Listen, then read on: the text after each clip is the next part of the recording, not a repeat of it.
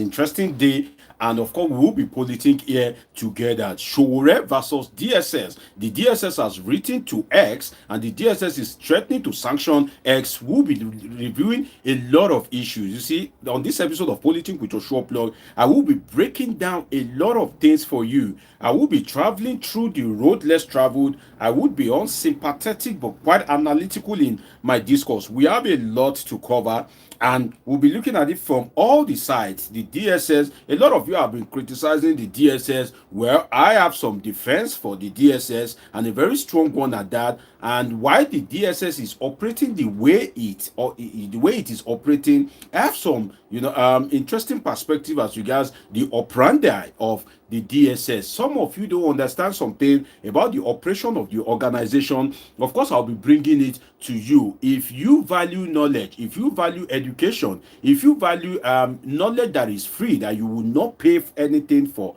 then all you just need is to listen attentively to me, and I'm sure that at the end of this live you would have gained a lot as regards the DSS, the presidency, Sowore, international relation and diplomacy as well. I would be covering a whole lot, and I pray that by the special grace of God this live would be as short as possible, because if I'm to do it via recording, definitely I'll be missing out a lot. But if you are the type that usually follow my analysis, of course you know that when your show plug is live, you know what to expect. And of course today will not be an exception. We'll be breaking down quite a lot of things. A lot has been happening in the polity. The president is still in France, and the president made a statement. Sowore find it a little bit absurd or disgusting, and he called the president a criminal.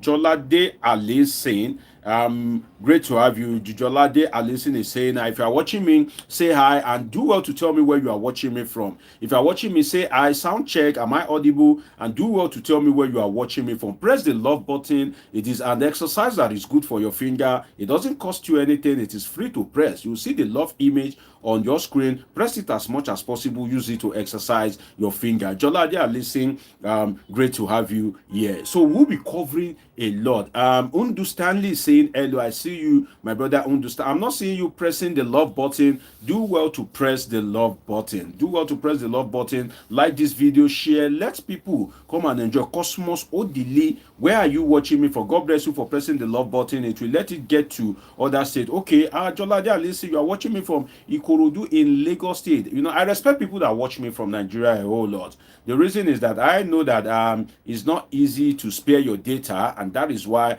I give you some quality analysis. I'll be telling you about the topic in a moment. You see, there are some topic that if you look at it and do your research very well, I want to give you a secret. There are some topic in Nigeria that bloggers run away from. There are some topic in Nigeria that people that have platforms run away from.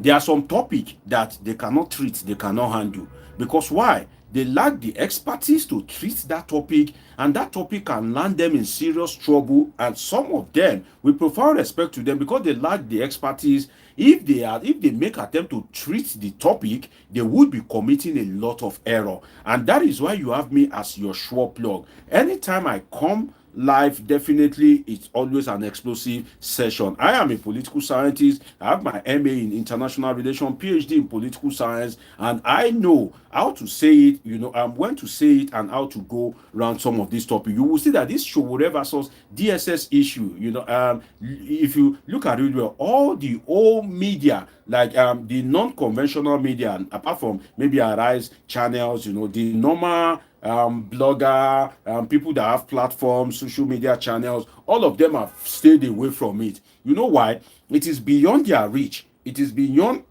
with profound respect, it is beyond their comprehension. So should get size. So there are some topics that when you see, you better stay away from it, except you have the expertise, because right now tensions are flared. It is a public spirited case. Nigerians are watching. What will be the outcome of Sowore versus Bola Ahmed Tinubu? One, Sowore versus the DSS. What will be the outcome of this saga? The international community are watching. There is an international relation and dynamics perspective to it. The international community are watching. Executive Development Center Center, I see you. Okay, greetings from Canada. Great to have you, Executive Development Center. Don't worry, maybe when I have a development center, you come and help me to develop it. Executive Development Center, great to have you. Cosmos Odili says, I see you and also hitting the love button and watching you from the United States. God bless you, Cosmos Odili. God bless you for hitting the love button. Share, let people also enjoy as well, because I have some things that you cannot, there's no way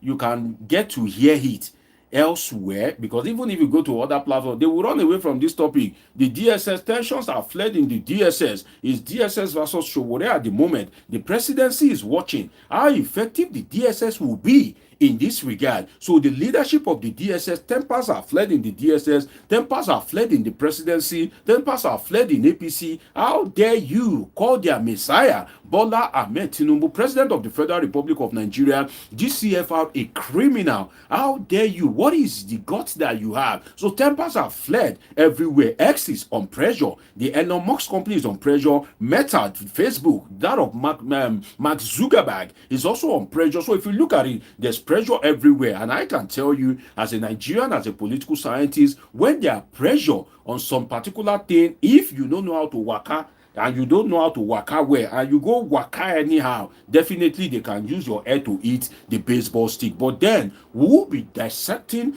the issues to the glory of God. I will be bringing you some expert analysis and submission. Some of the things that you don't know, some of the things that you've never heard, you would hear it on this platform. Some of you that have been blaming the DSS, when you hear some part of my analysis, you will not blame the DSS. Some of you that are criticizing Omoyele Sowore, when you hear some part of my analysis, you will not criticize Omoyele Sowore. Some of you that are interested in that of the relationship of Elon Musk, the owner of X, and Donald Trump, particularly the person watching me from the United States, you would think Elon Musk and Donald Trump are having a quarrel. But then when the analysis get to a certain realm, you would see that the quarrel can always be overlooked when it matters most. When it's that particular moment, we'll get to that particular analysis. So I will be touching a whole lot. Let's dive into it, my people. Councillor Botu is saying, Councillor Botu, where are you watching me from? Do well to say hi if you are watching me.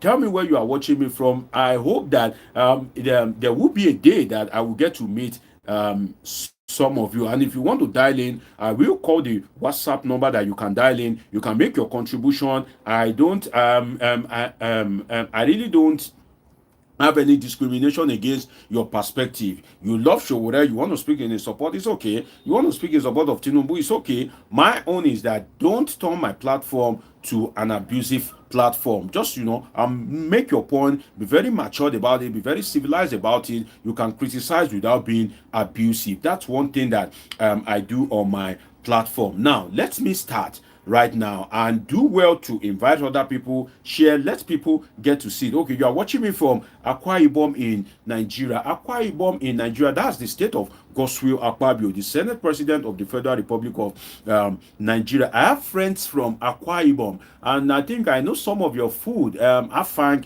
that looks like vegetable, a great kind of soup to eat with fufu. I've eaten that before. Then a friend of mine told me some time ago about ekpan kuko. I hope I got the pronunciation correctly, that it is a special delicacy for Akwa Ibomite. So I try to be a very detribalized Nigerian. I mingle with people not minding the state or the continent that they are from, and I look forward to always learn from people. So I remember that of the Akwa Ibom food, ekpan kuko. I hope I got the pronunciation correct. Okay, you said I'm correct. Okay, God bless you, Councillor Botu. Great to have all of you. Tammy Hart is saying I should ride on. Trust me, if you can spend some time with me, if you don't enjoy it, if you don't gain anything new, you cannot subscribe, you can go away from my platform. But if you gain something new, of course, make sure you share it with other people. And let me tell you something, please. The analysis of tonight may not go as you expect. To try and have an open mind. This is an analysis for us to teach ourselves some important things, some important concepts about politics and governance. So when the analysis go the way you don't expect, just have an open mind. Just know that, well, it is more like a learning process. So do well to make sure that you listen with an open mind. And I believe that we are all matured and we can grab some things. Oshotoyin, God bless you, says he's watching me from Ikorodu is where they used to plant maize some years ago, but now Ikorodu in Lagos State is very developed, and you could barely see a land to plant maize in Ikorodu. There was a time that I have a friend in Bayeku, Ikorodu, in Lagos State. Oshotoyin, I'm sure you will know where Bayeku is in Ikorodu. Great to have you, Oshotoyin. So the analysis tonight will be very sensitive because tensions are high. The analysis is a sensitive one. Tensions are high in the presidency. Tensions are high on social media. Tensions are very high in the DSS offices. Tensions and expectations are very high among Nigerians. Tensions are very high in the international community. Tensions are also very high. So when tensions are high like that, definitely people run away from such a topic. But trust me, we will dissect it. We'll break it down on this episode of Politics with Joshua Plug, Dr. Omosholadeji Ayodele Taiwo Olaonipekun. You are watching me from Ijebu Igbo. There is, I know Ile Odutola in Ijebu Igbo. I have a friend in front of Odutola's house in Ijebu Igbo years ago, and I know this the GTB Bank area in Ijebu Igbo, Fidipote, some of these famous names in Ijebu Igbo. I know Ijebu Igbo. Sorry, I thought Ijebu Ode. Sorry, Ijebu Igbo. Ijebu Igbo is close to OOU where I did my first degree. So I know Molusi College and some part of Ijebu. It's always Agowuye Oru Ijebu. I thought it's Ijebu Ode. That's why I said. That's why I mentioned this man. Adeola. I just even forgot the name suddenly in front of Odutola. Yes, Odutola, Adeola Odutola. Great to have all of you. Ayodele Taiwo Olaonipekun. First, let me start this noble analysis by first saying kudos to the DSS. And I will come to Omoyele Sowore. Kudos to the DSS, kudos to Omoyele Sowore. I see this issue as when you are looking at 69, if two people are standing opposite each other, one will see it as 6, the other person that is standing to the other side will see it as 9, and both of them will be arguing that, no, are you blind? I am seeing 6. That person that is on the opposite side will still be fighting you that, no, my friend, shut up. What are you saying? This is 9. This can't be 6. Can't you see? And they will go back and forth, not until the person that is seeing 6 move to the angle of the person that is saying 9, then the person will see that, oh, this thing is 9. When the person that is saying 9 move to the angle of the person that is saying 6, the person will see that, oh, this is 6. So that is what is happening between Sowore and the DSS. The DSS is seeing it as 6. Omoyele Sowore is seeing it as 9. So who will move to each other's angle for them to be able to see it rightly? That will be dissecting. But first, I must say kudos to the leadership of the DSS. Do you know why? You see, the leadership of the DSS at the moment have been doing some very fantastic job that I don't expect that they will do. In the sense that when people are doing well, let us say, before I go into the Sowore matter, you remember when they went to Owo in Ondo State, all these Hausa Fulani terrorist bandits, when they were in Owo to massacre people in broad daylight, when they were doing church service on a Sunday, just because the former governor of Ondo State, Rotimi Akeredolu, created and was very influential in the emergence of Amotekun. You will recall that when the Fulani herdsmen were wreaking havoc, the Southwest governors, they came together and they insist on the establishment of Amotekun. The person that was influential to the establishment of that Amotekun was the then governor of Ondo State, Rotimi Akeredolu, SAN. Is late now, God rest his soul. So the Buhari boys at that time, the likes of Malami, if you are conversant with politics and happenings in the polity, the Buhari boys at that time that are sympathetic to the this ethnic occupation, which is the rearing of cow, they were sympathetic to the bandits at that point in time. So they don't want to take step against some of these murderous herdsmen. Don't mistake me, there are some noble herdsmen, there are some fantastic herdsmen that do their business, but some of them are criminal minded, some of them behave like terrorists, and some of them could be very terrible. So Rotimi Akeredolu at that point in time stood his ground that no, this would not happen, and because they stood their ground, the Hausa Fulani could not afford to do away with the support of the Yoruba people at that point in time. Why? Nigeria sits on a tripod. If you want to become a president of Nigeria, if you want to have a successful reign, a successful tenure, you need the support of 2/3. The equation must be 2/3. What do I mean by that? Nigeria sits on a tripod. It has about 200 ethnic groups, but 3 major ethnic groups, which is the Yoruba, the Igbos, and the Hausa Fulanis.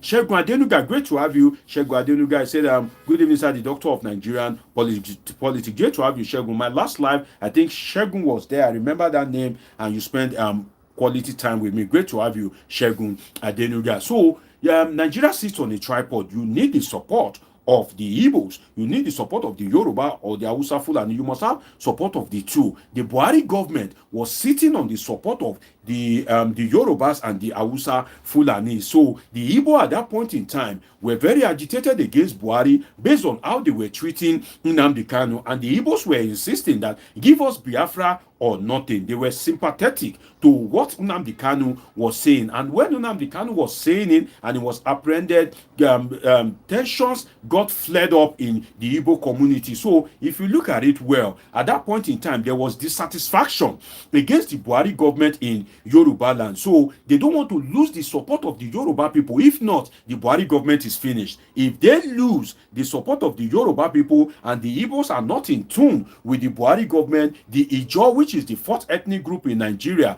where Goodluck Jonathan comes from, because it was Buhari that unseated their son, Goodluck Jonathan, they are already, they are already kind of like hostile, or should I say indifferent about the Buhari government. So the Buhari government had no choice at that time than to allow Amotekun. Ali Musa Zira is saying that, Ali Musa, where are you watching me from? Great to have you. So at that point in time, they allowed Amotekun. But then, despite allowing it, the bandits, the murderous herdsmen, some of these terrorists were very displeased, and they went to the church in Owo in broad daylight, in the house of our Lord Jesus Christ. They went there, they shot people. If you search the video, you will still see some of the gory pictures and video.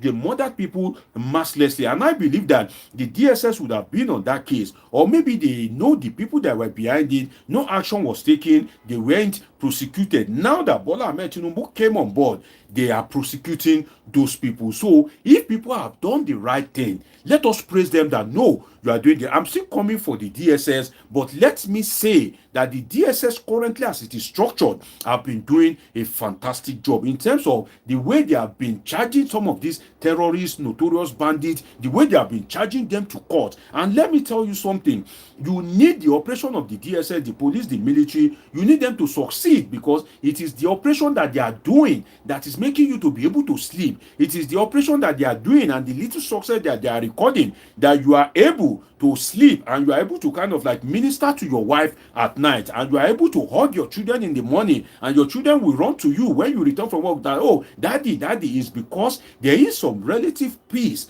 in the land. That is why you are able to do that. Who are the people responsible for this? The Nigerian Police Force, the Nigerian Army, the DSS, the Civil Defense. And that is why, shout out to them, because they are doing their best, because in Nigeria it is very difficult to be a security agent, in the sense that politicians will create trouble, politicians will promise you renewed hope and give you hopelessness, politicians will promise you change and they will get to power and change the promise, and at the end of the day, when people are agitating, when people are protesting, they will still send the same police, the same DSS that did not promise you anything. They will send them there to go and make sure that they curb the protest, or to kind of like stifle the voice of the opposition. So if you look at it, the DSS currently, the current leadership have been doing a wonderful job, like that, unlike that of this guy, Bichi. During the Buhari tenure, Bichi was a terrible guy. During the Buhari tenure, if anything happens to you, there's always one DSS to use to go and make trouble. If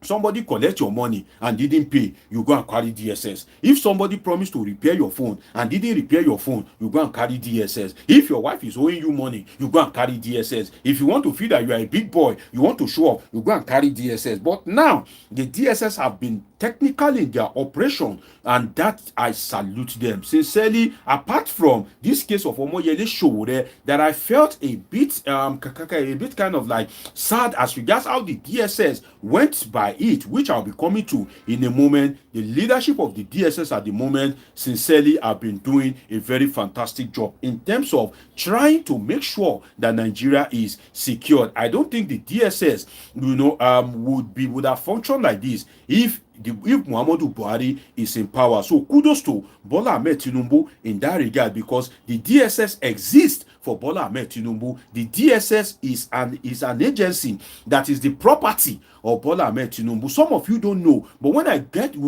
get into that analysis, you will understand some things as regards the DSS. But shout out to the DSS. Kudos to them for doing fantastically well as regards their operations recently. But though I believe that they could have acted more wisely as regards that of Omoyele Sowore. Now, talking about Omoyele Sowore, kudos to Omoyele Sowore as well. Kudos to him in the sense that Sowore has been consistent. Sowore has been persistent. You see, how would Nigeria have been if there's no voice like Omoyele Sowore, whereby politicians like to misbehave? Politicians like to behave without consequence. Politicians have coerced, they have threatened, they have subdued both the knowledge and the wisdom, knowledge and understanding and the ability to speak of the Nigerian people. When Bola Ahmed Tinubu was in power, he called for protest. He sponsored protest. Now that he's in power, you cannot protest. So you can see now that falls under the theory of instrumentalism. What does instrumentalism mean? Instrumentalism means that when you are being used as an instrument, consciously or otherwise, to achieve a particular aim, especially by politicians for a self-serving interest. Most Nigerians have fall under that theory of instrumentalism, because little did they know that when they were talking about this Occupy Nigeria during Goodluck Jonathan's time, but these people did not know that the Tinubu and co were using them as an instrument to achieve their own personal aim, which is to make sure that they unseat Goodluck Jonathan and they take over power. So the likes of Jide Kosoko at that point in time, the likes of Femi Anikulapo Kuti, the son of the late legend Fela Anikulapo Kuti, the likes of Wole Soyinka, the likes of Pastor Tunde Bakari, the likes of Femi Falana, SAN, a host of them, they didn't know at that point in time that they were being used as an instrument. Like this video, subscribe if you are yet to, and make sure that everybody, other people get to benefit from it. If you are enjoying me, like this video, press the love button so that other people can get to enjoy me as well. Crazy people is saying Apsi. I don't know what that means. Crazy people, what a name. Well, in the name of the Father, of the Son, and of the Holy Spirit, I hereby change your name from crazy people to happy people. So from today, you shall no longer be bearing crazy people. In the name of our Lord, you shall be happy people. Every spirit of craziness must die by fire. Kelvin, I love Satan, says you look handsome. Well, thank you, but I think you are exaggerating. I'm not a fine boy. Book don't almost finish my head, so I'm just myself, but glory be to God. Anyway, Johanna Agbanaji says, hello everyone, great to have all of you. Charles DK is saying, I appreciate all of you. Follow me in body, soul, and spirit. Let the spirit of analysis in you wake up. Oh, Abosede Ojo, my lovely sister, God bless you. She's always constant on my life, and she always spend quality time with me. Abosede Ojo, great to have you. I appreciate your presence. Please help me press the love button as much as possible. It's a good exercise for your finger. Share this video. Let other people get to enjoy it. Abosede Ojo, again, great to have you. You know, I know my regular viewers, and I always appreciate them. Great to have all of you. Stay with me in body, soul, and spirit. Let the spirit of analysis in you wake up. Let all the cells in your brain wake up. Open the doors of your heart and let the analysis flow deep in. Don't worry, I'm not going to come into your heart. If you see me near your heart, knock me and send me away. But open your heart, let my analysis, let it flow in. God bless you, every one of you watching me. So kudos to Omoyele Sowore in the sense that Nigeria would have been a terrible state if there is no people like Omoyele Sowore. Just imagine that in Nigeria, there's no Omoyele Sowore, there's no very dark man. There's no there's nobody that is rugged that can speak or fight for you. There's nobody that can look at Tinubu and say, how dare you? There's nobody that can look at Jason Wiki and say, my friend, get out of here. There's nobody that can look at, give me another person, Kashim Shettima, and say, Shettima, what's wrong with you? What's your problem, bro? If we don't have people like that in Nigeria, definitely the situation of Nigeria would have been worse off. Imagine what Sowore did recently as regards the police pension protest. How would a police officer serve for 35 years and at the end of the day you'll be giving such a person 3 million naira, you'll be giving such a person 2 million naira as gratuity or pension or whatever? That's a nonsense money. But a senator that doesn't have 5 credits with his 10-yard agbada, some of them will be sleeping. Some of them, they don't even have anything to contribute. They would get to the National Assembly, they will serve for 4 years. Per month, they will be receiving like maybe between 20 to 30 million. What kind of a life is that? You can, and it is this same police that will be protecting them. So you cannot write off Omoyele Sowore in the sense that Sowore has been consistent, somebody that has been at the protest front since way back, since about 1993. If you look online, you will see his video with MKO Abiola. Sowore have been consistent, have been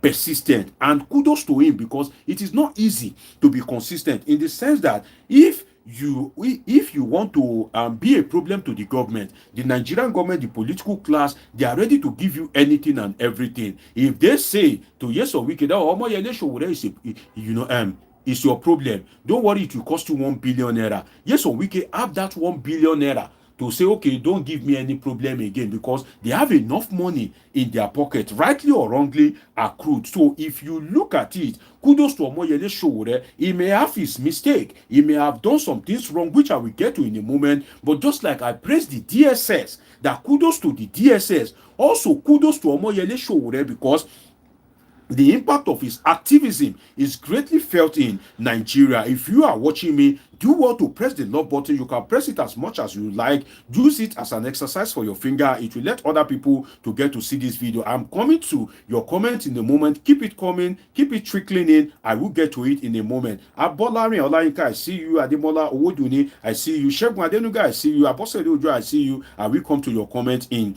a moment. So kudos to Omoyele Sowore for even have the, for having the courage. The Nigerian government, successive government in Nigeria, have created.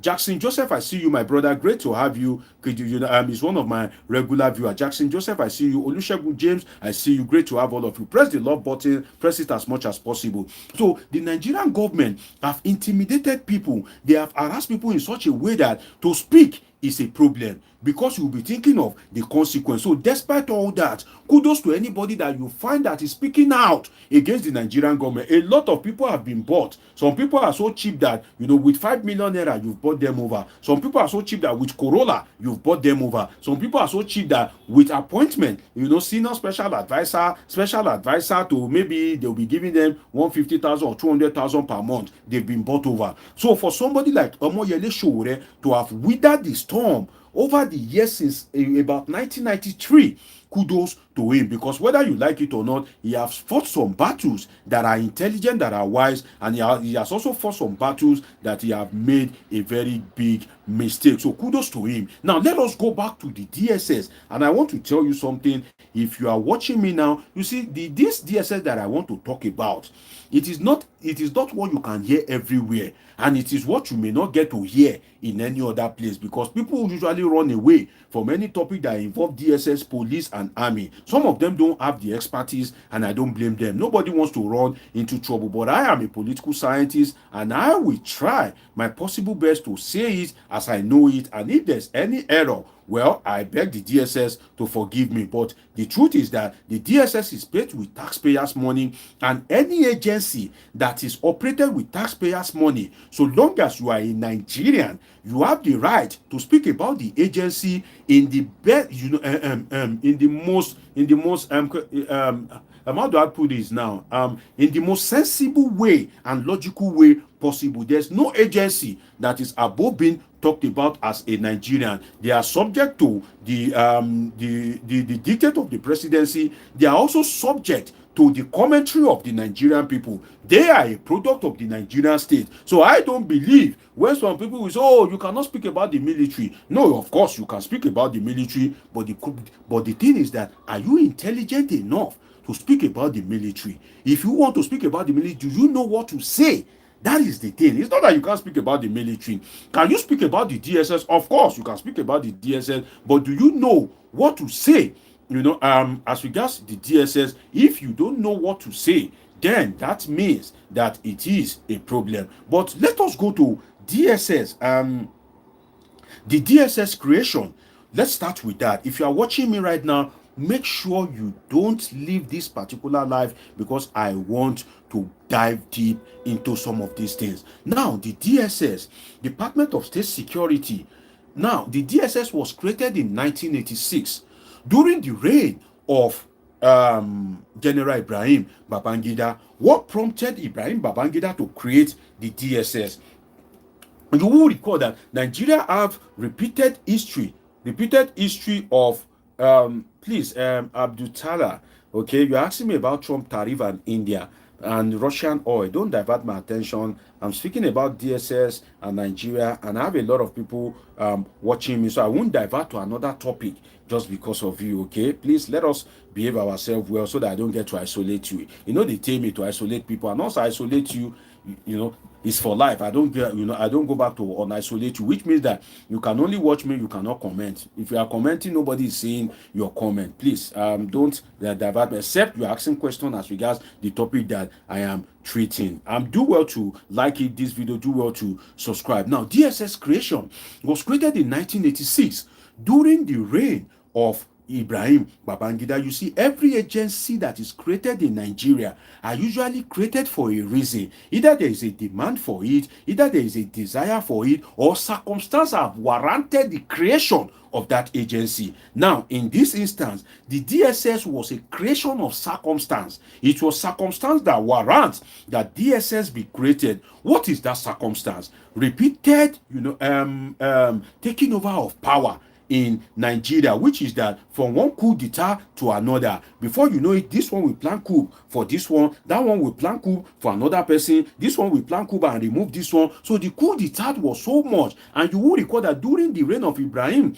Babangida, there was pressure on him that he should hand over to a civilian government. Babangida was thinking of handing over to a civilian government, but he thought that if a civilian government is in power, how will the government be protected? How will the regime be protected? What will happen? Then he now thought of an agency by virtue of the circumstance of persistent coup in Nigeria, that this agency should be created. There should be a secret police. That is why the DSS is never to be heard and never to be seen. I will come to what I mean by that in a moment. So Babangida was thinking, because Babangida was thinking of transforming himself into a military president. He was thinking that he can transform as a military man to a civilian. But then Nigerians were resisting him that, no, just go away. And at some point, he was receiving immense pressure from the international community. And that is why at some point, Babangida had to say that, oh, he wants to step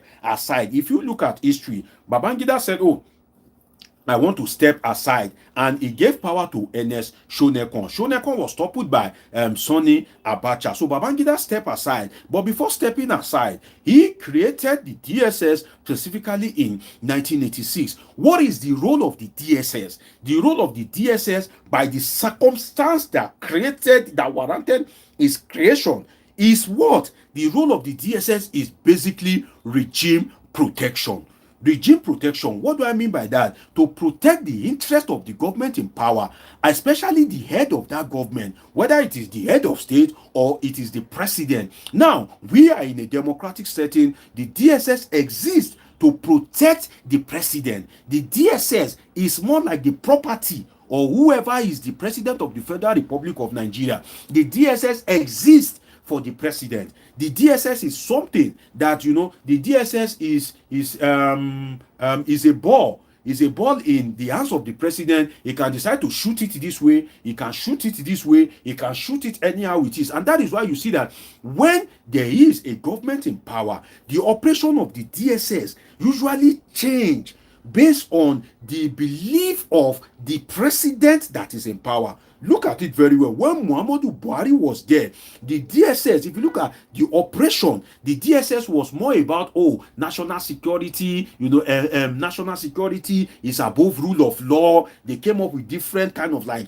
tactics and technique. Their operation was, to go all out against real or imaginary enemies of the president. In terms of the terrorism, the success of the DSS was low. You will see politicians that are close to the president giving dictate to the DSS anyhow they like. It was more Hausa Fulani oriented. The operation of the DSS was sympathetic to the anything cow module assessment allegedly at that point in time. Now if you look at it, the operation of the DSS have been more technical, more professional. Because why? Bola Ahmed Tinubu does not want the terrorism to blow out of proportion. He's trying to tame it. So that's why you see that when any president comes into power, the operation of the DSS usually change a little bit. For instance, if Atiku Abubakar, Peter Obi, or Rabi Musa Kwakwanso, if they become the president of Nigeria at any point in time, the operation of the DSS will change a little bit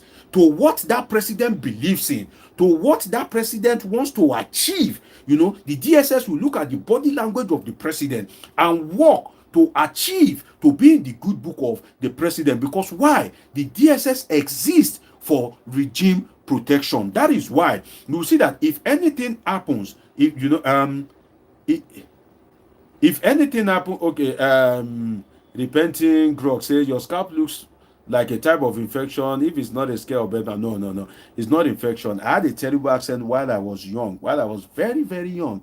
A little boy, I was playing and somebody was carrying something hot. I didn't know that the person was coming. The way young boys usually play. So I just tried to, I just ran into the person. Then hot soup that they just removed from the fire poured on my head. And thank God it healed. But I have this, little mark here. So it's an accident when I was very young. I don't even know anything. So it's not an infection. It's been there since like forever. It's an accident while I was on. Thank God I didn't die. If I died that time, you guys won't be here watching me now. So great to have all of you. So let's continue. So as I was saying, so the DSS, if you look at it, their operation now has been tilting into a particular direction, which is to curb terrorism, to make sure that they nip it in the bud. So that is why I believe that, it is okay, and I believe that the operation of the DSS is quite credible, although they goofed a little bit as regards that of Omoyele Sowore. So the DSS was created to make sure that the regime is protected. Let me break it down a little bit for you. If you look at the DSS, if before now, the DSS guy, the DG of the DSS now, is trying to be technical. He's trying to change the orientation of the DSS into fighting terrorism and all that. But if you look at it, before now, the DSS is always at alert. If they say, there is terrorism somewhere, you find out what is the role of the DSS? Where is the DSS? But if they say that, somebody abused Tinubu or somebody abused Buhari, the DSS has sprung to action. They will find that person. Even if you are in, even if they buried you, they will find where you are buried. They will trace your DNA. They will fish you out. That is how the DSS is. Their orientation is regime protection. That is why if you tell them that, something is happening to the president, this and that, the DSS is always very effective, because that is what they were created for. And in Nigeria, we barely change syllabus. We barely change mode of operation. So that operation since 1986, that is about 39 years ago, have been largely constant in terms of regime protection. So if anything happens, the DSS is to protect the government, to protect the president, to protect the head of state. Regime protection.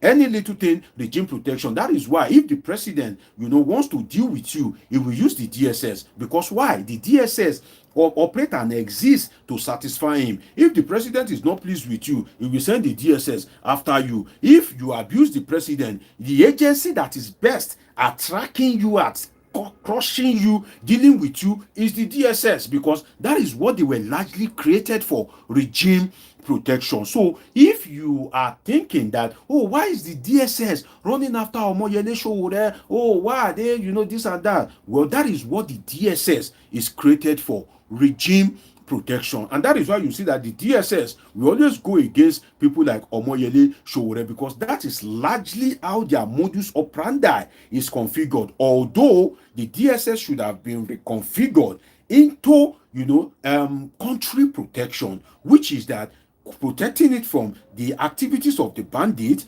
being a secret police, getting secret information, protecting it from the activities of murderous S-men, protecting it from the activities of the Boko Haramis, the Lakurawas, the ISIS, the ISWAP, name all these groups. So the DSS is trying to change its operation now, but then it has not been easy for the DSS. So that is why you see that when it comes to tracking the critics of the government, when it comes to tracking people that the government doesn't like, the DSS is always at its best, because that's their orientation. So that is why you see that the DSS will go after Omoyele Sowore, and that is why they may not leave Omoyele Sowore anytime soon, particularly if the body language of the president, if the president is silent, they will ride on, except they get a signal from the presidency that, okay, you are giving this guy too much attention, just leave him, ignore him. Then you see that the DSS may backtrack. But if the president keeps quiet, keeping quiet is it is more like an indirect order or a signal that, well, go after that particular guy. That is what it means in this instance. So you will see that the DSS creation and operation is determining how it is operating and dealing with Omoyele Sowore at this point in time. Now, let me now go to why the DSS is overly protective. You see, the DSS will give you the DSS will work with what you give them. Let me explain that to you. The DSS, let me take this from Shegun Adeniyi. Say DSS is largely plotted to protect regime of government. But Dr. Deji, seems DSS has been in existence before 1980. No, you can Google it. It's 1986. You can Google it. You can fact check me. It was created in 1986 during the Babangida regime. You can check. It's easy. Just Google it. When was DSS created? You see it there. So the DSS, why are they, doing like this? Why are they operating like this? You see, the DSS, the reason why you can't blame the DSS, let me break this down for you. The reason why you can't blame the DSS is that the DSS will work with whatever you give to them. What do I mean by that? The DSS will sit down on its own. The DSS as an institution will sit down on its own. The DSS does not have the power to effect a regime change, because the strongest force in any country is the military. So it is the military that can effect a regime change. As it is now, apart from election, it is the military that can sack Bola Ahmed Tinubu. If Bola Ahmed Tinubu lose guard, definitely they can just remove him, and before you know it, when somebody wearing khaki will just say fellow Nigerians, and that is the end. The National Assembly, Senate, House of Representatives stands dissolved. All the legislative something stands dissolved. The political parties stand dissolved. Also, I hearing stand dissolved. It shows that there is a military coup. God forbid, but I'm just using it to educate you. So the DSS, they don't have the power to effect a change of government. So the DSS will operate with whatever you give to them. Let me break this down further. In a democracy, power is supposed to come from the people. The people are supposed to elect their leaders. And when they elect their leaders, the DSS takes charge of the security of that leader. So if in a democracy, if you open your eye and an idiot find its way to become the president, that is not the concern of the DSS. The function of the DSS is to protect that idiot. If a madman that is roaming the street by luck or chance, whether you lose guard or the madman is so popular and he finds his way to become the president of the country, that's not concern of the DSS. The function of the DSS is to protect that madman till he leaves office. That is the role of. So some of you that are blaming the DSS, you don't understand what the DSS was created for And the role of the DSS in a democracy is to protect whoever you give to them. They don't have the power to determine who will become the president. No, whoever you give to them, whether the election is free and fair or not. If an election is not free and fair, you can blame the people. Right? You can blame the people for political apathy, because imagine everybody comes out to vote. If there is 90 million registered voters, imagine if 89 million comes out to vote. How do politicians want to rig? No, if you look at it well, the DSS will protect whatever you give to them. That's the DSS. The DSS have no say. So if you are looking and Bola Ahmed Tinubu, whether he's a criminal, whether he's a drug addict, whether he's a non-entity, whether he's a good man, whether he's a wise man, so far as Bola Ahmed Tinubu has been declared as the president, then the DSS takes charge immediately to when his tenure expires. So whoever is the president, even if, let me use a name, Abutala and Obina Obi, let me say, okay, now Abutala now finds his way to become the president of Nigeria. It doesn't concern DSS. So the function of the DSS is to protect Abutala. Abu find his way to become the president of Nigeria, rightly or wrongly. Let me tell you something you don't know. Bola Ahmed Tinubu is not special to the DSS. Bola Ahmed Tinubu is a nobody to the DSS. He is only somebody to them from now to 2027. The loyalty of the DSS is with Bola Ahmed Tinubu from now to 2027. Bola Ahmed Tinubu can command the DSS from now to 2027. Immediately Bola Ahmed Tinubu leaves office, the loyalty of the DSS immediately switch to whoever, and I repeat, whoever becomes the president of Nigeria. That is one thing. So some of you that will criticize the DSS, no, this is about what the institution was established for. This is about the modus operandi of the institution. This is about the mandate of the institution as determined by the constitution and the laws that created it. So never blame the DSS. No, some of you don't know that the DSS is like the baby of the president. If you read the law of the DSS, the DSS is literally a property of the president. The DSS can, the president can fry it, he can decide to roast it, he can decide to boil it. If the president happens to be a terrible president, the president can misuse the DSS. Look at it. During Buhari time, which agency was used to bust the House of Judges? Which agency? Was it not the DSS? Under whose command? The presidency. When the presidency said, DSS, go and bust the house of those judges, the DSS dare not say no. That no, it's against the law, we can't do it. They will end it with yes, sir. And before you know it, the DSS was busting the house of Supreme Court judges at midnight.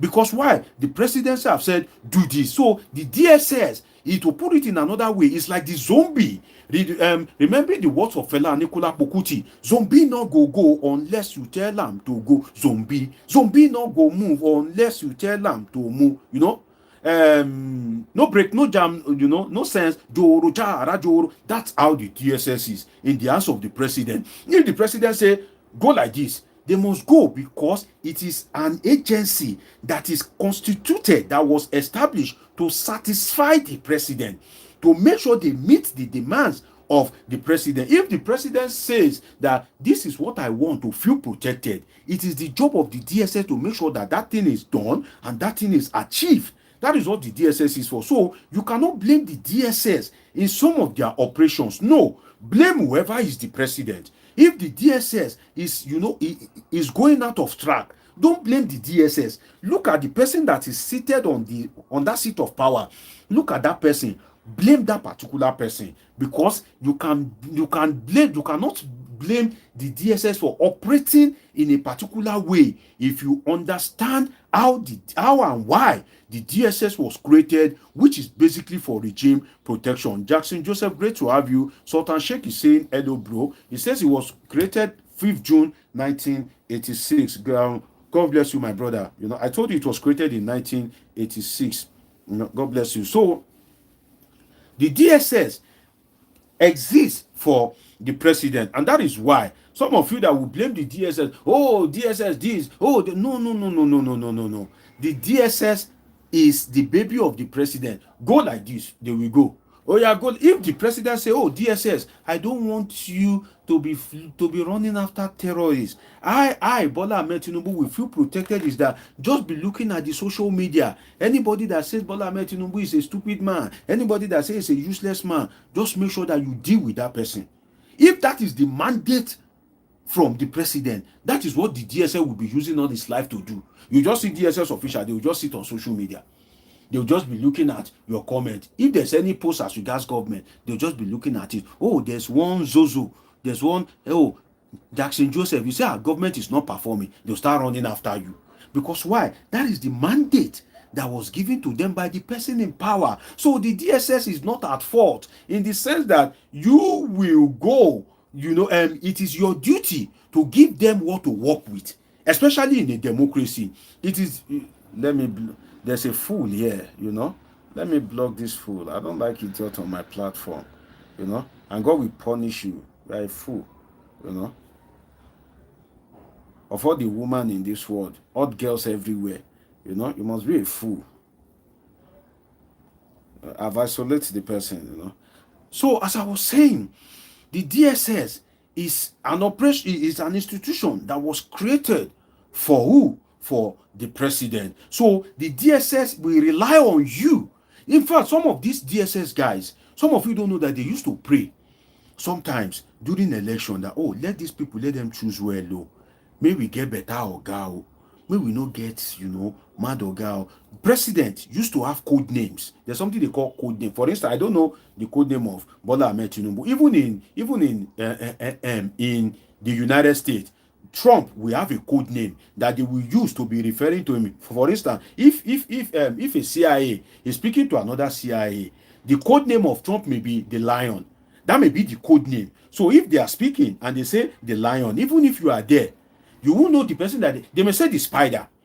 That may be the code name of Trump. So even if you are there, if they say, oh, Spider, say, you don't know who they are talking about. You don't know that they are talking about the commander-in-chief. Ola Adewale, I see you, my brother. Great to have you. You won't know that they are speaking about the commander-in-chief. So I'm sure that the DSS will have a code name for Bola Ahmed Tinubu. They will have a code name for Muhammadu Buhari when he was in power. They will have a code name for Goodluck Jonathan. So they have code name for this high-profile official. They may even have a code name for Wiki. So long as you are an high-profile official, they will have a code name for you. So the DSS is always looking up to Nigerians that, oh, God, make these people, make them vote better person, so that, we go feel enjoy our reign.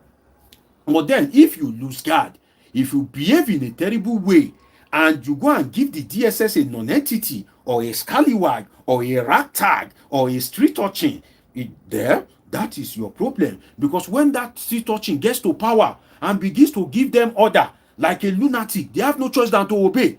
That's what some of you don't know. The DSS have no choice than to obey.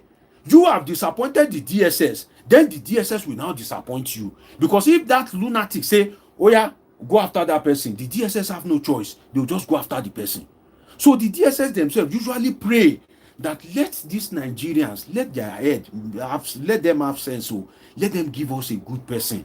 Even the military, the police, some of them usually pray during election that, oh, God, may them give us better person, because they know the powers of a president. So they look up to you to give them something. Immediately, INEC has announced that, oh, so and so person has won the election. You have given the DSS what to work with. So anything you give them is what they will work with. In fact, the DSS look up to you to scrutinize on their behalf. In fact, you are the boss to the DSS before election, because the DSS have no right to scrutinize. But you Nigerians, all of you, 200 million or whatever of you, you are the one that will scrutinize the person and say, okay, let us go to the poll. This is the person that we will vote for. This is the person that we want. This is the person that we need. This is the person we want to make our president. So you are the one that are scrutinizing for the DSS. And at the end of the day, the result of your scrutiny, you will now give it to the DSS. That, oh, DSS, this is our president. Oh, immediately that person is sworn in. Instantly, the loyalty of the DSS goes to that person. Even if that person is a drunkard, even if that person is a drug baron, even if that person is a man, anything, the loyalty of the DSS goes to that person till that person leaves office. That is the mandate of the DSS. So don't let's confuse it. Some of you will abuse the DSS. You say, oh, the DSS is mad. Oh, this DSS, they are very useless. Oh, they are very stupid. Oh, all these crazy people, don't they know what to do? No, they cannot do more than what the president wants them to do. And it is the president that you gave them that they are what? That they are working with. You gave them Bola Ahmed Tinubu, rightly or wrongly. You may say, oh, I didn't vote Bola Ahmed Tinubu. It's okay. What did you do to convince others not to vote for him? You may say, oh, I didn't give them Bola Ahmed Tinubu. Why didn't you vote during election? You may say, oh, I didn't give them Bola Ahmed Tinubu. Why didn't you register to vote? So, directly or indirectly, overtly or covertly, rightly or wrongly, by participation or by political apathy, you contributed to giving them Bola Ahmed Tinubu. And once you've given them Bola Ahmed Tinubu, there's nothing they can do. As it is now, the DSS is helpless. So, order from above, yes sir, they will just go. Order from above, yes sir, they are going.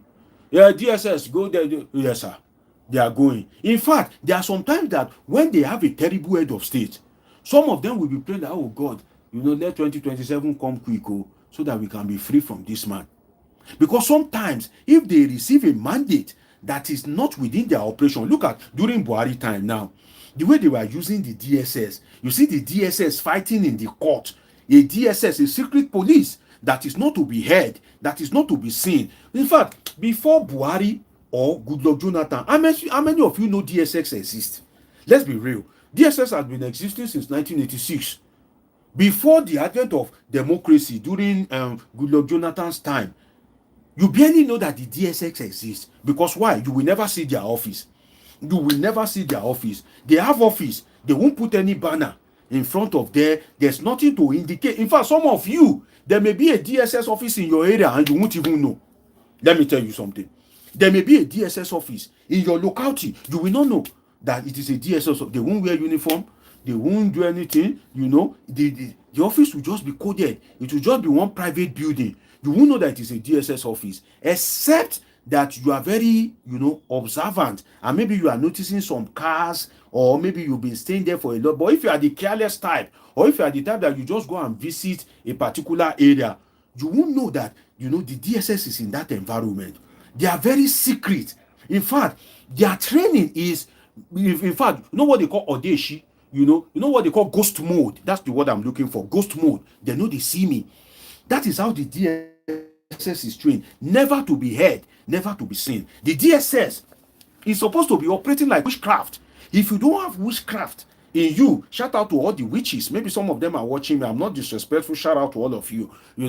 Now, you are supposed to operate like a witch in such a way that if you are not part of the initiate, if you are not part of, the coven, you will not know what is going on. That is how the DSS is supposed to operate. Never to be heard, never to be seen. Just do their operation. Just be sniffing information like witchcraft. Just be, looking around. Just be mingling with people, gathering sensitive information as regards the protection of the country. But the problem is that some of these politicians, they abuse the DSS. God bless you. Norbert Anthony says 100% correct, except you have a family member or friend that says something. The DSS are very sick. In fact, the DSS is so wicked that if you are in love with them, if you are their lover, they love you so much. You are their wife. They love you, while they are told, they will call you. All those love, all those, early love period or genuine love. Oh, dear, how are you? I just said I should hear from you. Are you breathing well? Have you eaten? Are you fine? Did you get to work safe? Your husband that is a DSS may love you that much, but they are so trained, they are so disciplined that guy will not tell you anything, despite his love for you. They have classified information. Look at the kind of operation that they would have done to be able to apprehend those that committed that atrocity in our war. Look at the kind of operation that they would have done. It is very secretive, very discreet. I don't want to speak further about it. Some of them, they may disguise as shoemaker. Some of them may disguise as a madman just to sniff information. Some of them, they may even disguise as a tout. They will mingle. Some of them may be driving down phone. You won't know. So some of you that are very careless, you won't know that all these DSS, they are everywhere. They are very secretive. they are very coded, they are very matured. But when Buhari came to power, you start hearing DSS, somebody snatch phone, DSS, somebody steal money, DSS, somebody is DSS, somebody laugh too much, DSS, somebody sleep, did not wake up, you call DSS to go and arrest the person. What kind of madness is this? The same DSS that is supposed to be secretive, the same DSS that is supposed to be, coded, you are now using them, you now expose DSS to the public in such a way that before now, if they say, I will use police to arrest you, you can say, police, I will know how to settle it. Then, if they say, oh, don't worry, it's DSS that will call, you'll be like, no, don't call DSS. But they expose the DSS to the public so much that, so even if you use DSS to threaten somebody now, the person may say, get out of here. And so, why? Because you have exposed the DSS to the public. Ola Adewale, my dear brother, one of my regular viewers says, DSS is only functional to politicians and those card carrying members. That is, I've said it earlier. They will be functional to politicians if that is the mandate that they give to them. DSS is more like a property of the president. They operate within the dictate of the president. And that's why you see that the DSS have been going after all these Modios S-men, Fulani S-men. Yeah, hey, look at this Yelwata in Benue State, where they went to the community, they just killed people, commit atrocity. The DSS have apprehended those guys. The DSS have charged them to court. That is the work of the DSS. Never to be seen, never to be heard. What you will be hearing and seeing is result. That's what the DSS is created for. They are not to be seen. They are not to be heard. You will just be feeling them. Just as you will not see the breeze, you will not see it. But when it passes, when it blows by, you will hear it. Your skin will feel it.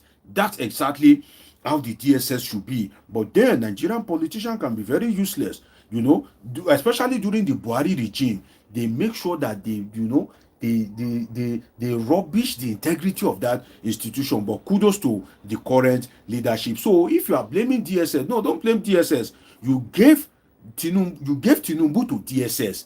And now that you have given him to the DSS must protect him at least till May 29, 2027.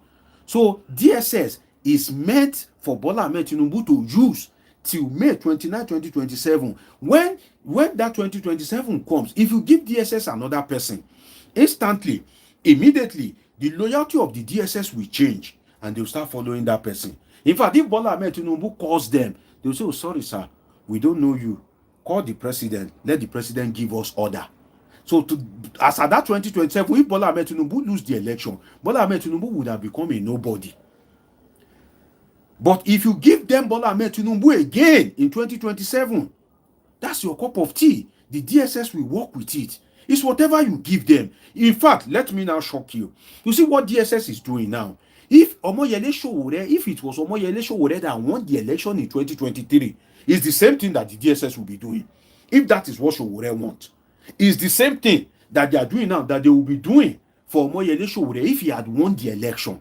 So stop blaming the DSS, stop castigating the DSS. No, if you know how DSS was created, the circumstance that bet its creation, its modus operandi, you will know that some of these things never blame the DSS. In fact, the DSS may be busy, may be very busy doing a lot of things, but then if order comes and there's no manpower, the DSS have to leave what they are doing and say, oh yeah, let's go after this person. For instance, now, if they wake up tomorrow and say, oh yeah, go after one of Omosholadeji, if no matter what the DSS is doing, once that order comes, they will just leave it and say, okay, who is that Omosholadeji? Before you know it, they'll start making research. They'll start thinking, okay, who is he? Who is his father? Who is his mother? Who is his ancestor? Where does he come from? Which school did he go? This, that. That is the DSS for you. So you give them what to work with, and when they are working with it, don't blame the DSS. Don't blame the DSS at all. So that is why the case of Nnamdi Kanu Exactly. The case of Nnamdi Kanu during Buhari's time. To my Igbo brethren watching me, you will blame the DSS. Oh, the DSS. Look at how they are doing Nnamdi Kanu. Oh, God will punish DSS. Oh, DSS is so useless. They won't follow terrorists. Oh, they won't follow bandits. They won't follow S-men. I've never seen this kind of institution in my life. They will leave ants. You know, they will leave elephant. They will be pursuing ants. What has Nnamdi Kanu done? No. You gave Buhari to the DSS through an election. The priority of Buhari is not to follow terrorists when he was in government. It's not to follow bandits. He was sympathetic to the activities of murderous S-men. So the DSS will follow Buhari's priority, which is to make sure that Nnamdi Kanu goes down. That's a perfect example. I've been looking for an example that you will understand. The desire of Buhari that time was not to pursue murderous S-men, all these bandits, or no. So long as you are an Hausa Fulani, okay, you are good, you are fine. In fact, Buhari will even tell you, go and accommodate your neighbors. Buhari will even bring water resources bill. You remember that bill? Water resources bill. That, any water that is, this, I've forgotten the content of that bill, will now be taken over by the federal government. Before the southern state, before they say no and they resisted Buhari, if they had not resisted Buhari, I am telling you that water resources bill that apparently favors the murderous S-men at that time would have been passed. So why was DSS not going after these guys then? It's not that the DSS is not competent, but what the commander-in-chief that the DSS was created to protect, what he wants is that even if bandits kill, even if murderous S-men kill, he doesn't see them as a problem. He doesn't see them as a threat. Right? He doesn't see them as a threat. So if he doesn't see them as a threat, the DSS cannot now act and treat them like as if they are a threat. That's one thing you need to understand. So what Buhari saw as a threat at that point in time was Nnamdi Kanu. That's why all the majority of the focus on the DSS was on Nnamdi Kanu, was on Biafra, was on sit at home. So if you want to hear anything about the DSS, it's either about Nnamdi Kanu or they are pursuing Sowore, they are holding him in court as if he will run away, or they are charging this one, or the DSS is this, is that. That is what the CAC, the commander-in-chief at that point in time, that is what he wants. That is his priority. Now that Bola Ahmed Tinubu is in power, Bola Ahmed Tinubu wants those terrorists. He wants them down. He wants them to go down. That is why you see that the DSS is now performing. The DSS has charged those that committed atrocities in Yewata. Kudos to the DSS. They have charged them to court. The same DSS have charged those that committed atrocities in Owo. Have charged them to court. These people are of the Hausa Fulani ethnic stock. You can now see that the orientation, the operation of the DSS have suddenly changed. Why? The person in power, the number one, have also changed. So the priority of the number one now have changed. They too, they have to change. That's why you will see that the DSS usually operate based on what the president wants or what is a priority to the president. You will recall that when this Nance president that was allegedly beaten by, talks loyal to Seyi Tinubu, when he was beaten, right, the DSS went after the guy. The DSS locked the guy up. The DSS came down hard on the guy. Apparently, allegedly, on the request of Seyi Tinubu. Why? Because that is what the presidency want at that point in time. That this guy that came out and abused Seyi Tinubu go after him. The DSS have no choice. They went after that guy. I'm trying to remember his name now. You will remember the story. They went after him. That's what they see. So some of you will think, this DSS, why are they useless? They leave all the problem in Nigeria and they are running after ordinary Nance president. See the way they are behaving like small children. Ordinary Nance president, whereby we have bandits, we have terrorists. That is what the CEC, the president, that is what he wants at that point in time. And it is what he wants that will be the operational priority of the DSS. The DSS has no say. So don't blame DSS for some certain things. You will blame them, you will crucify them because you don't know some of these things. And the worst part of it is that the DSS cannot come out to start explaining to you. The worst job you can do is that you are doing a job. People don't understand the reason why you are doing the job.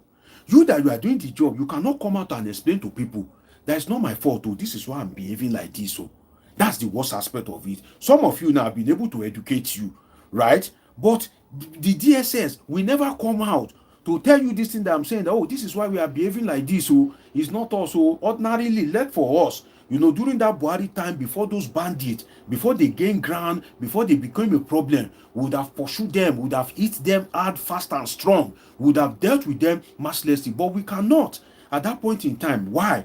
Because, you know, there's a little to what we can do based on the desire of the president. So long as you continue to give DSS any product, that is what the DSS will be working with. Now, let us go to Omoyele Sowore's tweet. Now, you can see the way I structure my analysis. If you are with me since when I started, you can see the way I structure the analysis so that when I get to a certain level, you will understand where I'm coming from. You will not be lost in between. So if you are joining me in between, or you are joining me just now, I'm sorry. You have missed a whole lot, and I'm really sorry. There's nothing I can do in that regard. But you can watch it, you can reverse it back and catch up with it. My dear brother Norbert Anthony is saying, let's say the DSS is like the presidential canine attack dog used to attack opposition. If the president, you know, if security is not important to him, and what he wants is an attack dog, the DSS for the reign of that president will be an attack dog. Oh, I won't lie to you.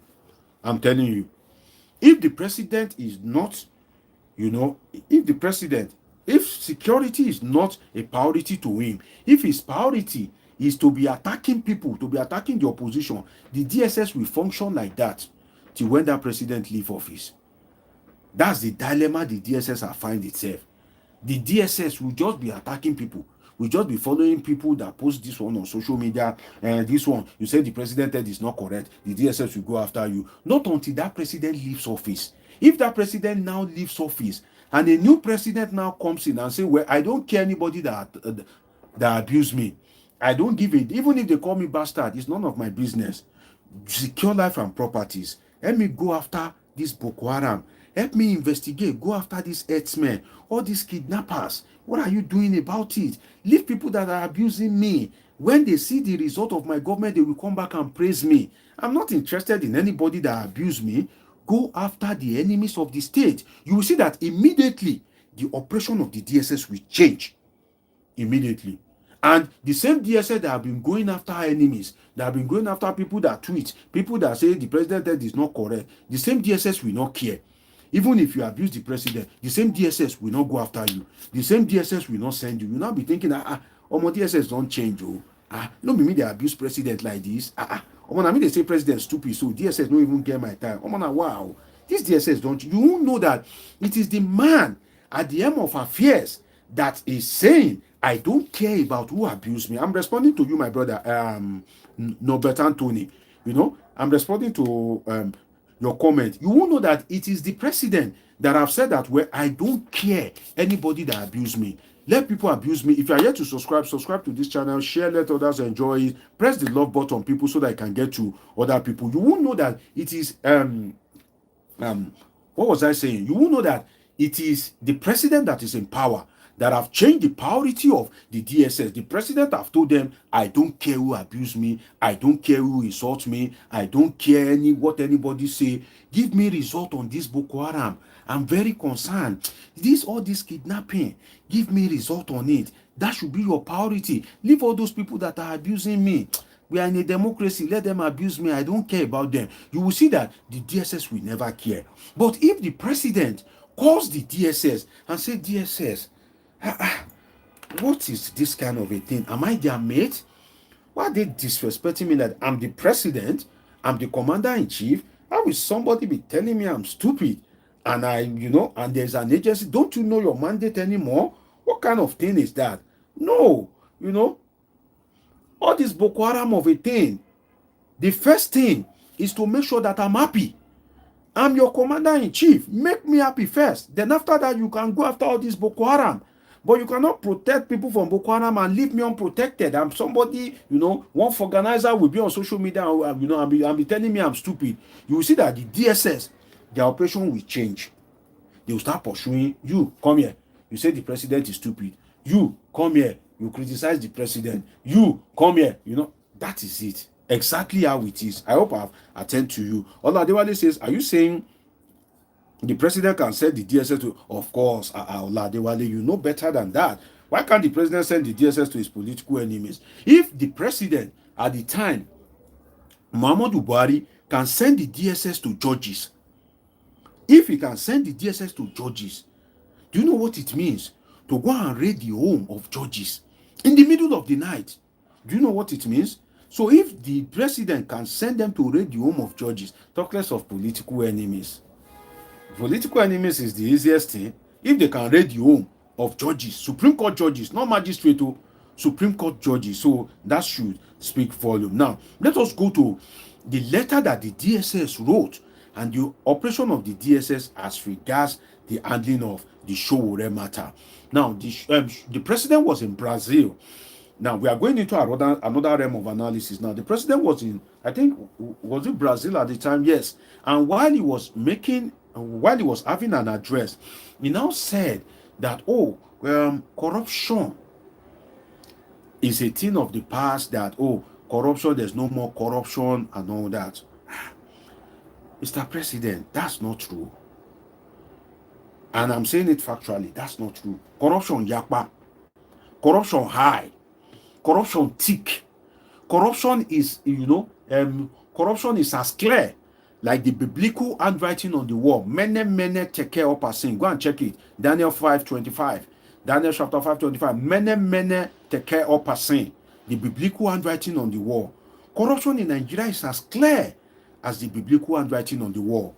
Corruption in Nigeria is passing the message that the biblical handwriting on the wall is passing at that day of old, that, well, if care is not taken, the kingdom will perish. So the biblical handwriting, the corruption is as clear as the biblical handwriting on the wall. It is also passing the message that the biblical handwriting on the wall is passing, that if care is not taken, corruption will ruin the fabric of the Nigerian state. It will make, it will make integrity to be lost. And at the end of the day, everybody will be on a survivor for itself. So, I have to use that Bible verse. Apologies to my Christian brothers, but of course I can use anything that comes to mind when it comes to analysis. Now, when Sowore saw that particular statement of the president, he reacted. Now, people are configured differently. People are configured differently. The way some people are configured to be very peaceful, no matter what you do to them, even if you cheat them, they are naturally created to be peaceful. Even if you slap them, they are still peaceful. Even if you kill their mother, they are still peaceful. That's the way some people are naturally created to be reactive. Now, not only reactive, hyper-reactive. In the sense that what Bola Ahmed Tinubu said, apparently, in all sincerity, was apparently a lie. But it was because of the information that is ate. Some of these useless people around the president, that they will block the president from seeing the truth, that they will be fooling the president. It was the information they gave to the president. Oh, the president, Nigeria is now the best. Oh, there have never been any president like you. Bola Ahmed Tinubu, you are the best that have happened to the country. In fact, in Nigeria now, there's no corruption. Corruption has been wiped out by the policies of your government. The president will be happy. He will be very glad. Hey, you don't mean it? Oh, wow, that's great. So that means I'm the greatest. Oh, that means I'm the best. That means there have never been any president like me. The president will be happy. He won't know that some of these useless people around him for their own benefit are just fooling him. So the president apparently relied on the message of his aides that must have been given to him, or some of the sycophants that have been visiting him in the villa, some of the useless people that have found their way around the president, some of the enemies of Nigeria and enemies of the president himself that have found their way around him. The president may not know that they have furnished him with a lie or a bad information or anything that is not true. Then the president will now come outside and say, well, there's no corruption in Nigeria again. I can brag, the president like to use that word. I can brag. Now, there's no corruption, not knowing that Bola, it is a lie. They are telling you a lie. And so long as your aide are telling you a lie, you will be embarrassed. That is just the truth. Let us be realistic with ourselves. How many errors have been committed by Bola Ahmed Tinubu? It's becoming one too many, right? The president said this one. If you go and check it, it's a lie. The president said this one. If you go and check it, it has comma.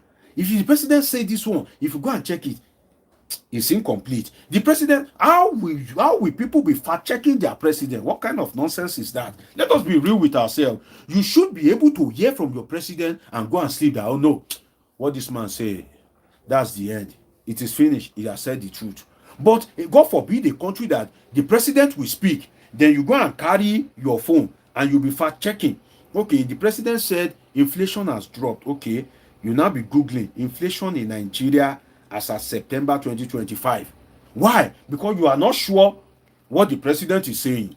You don't know whether the president is lying.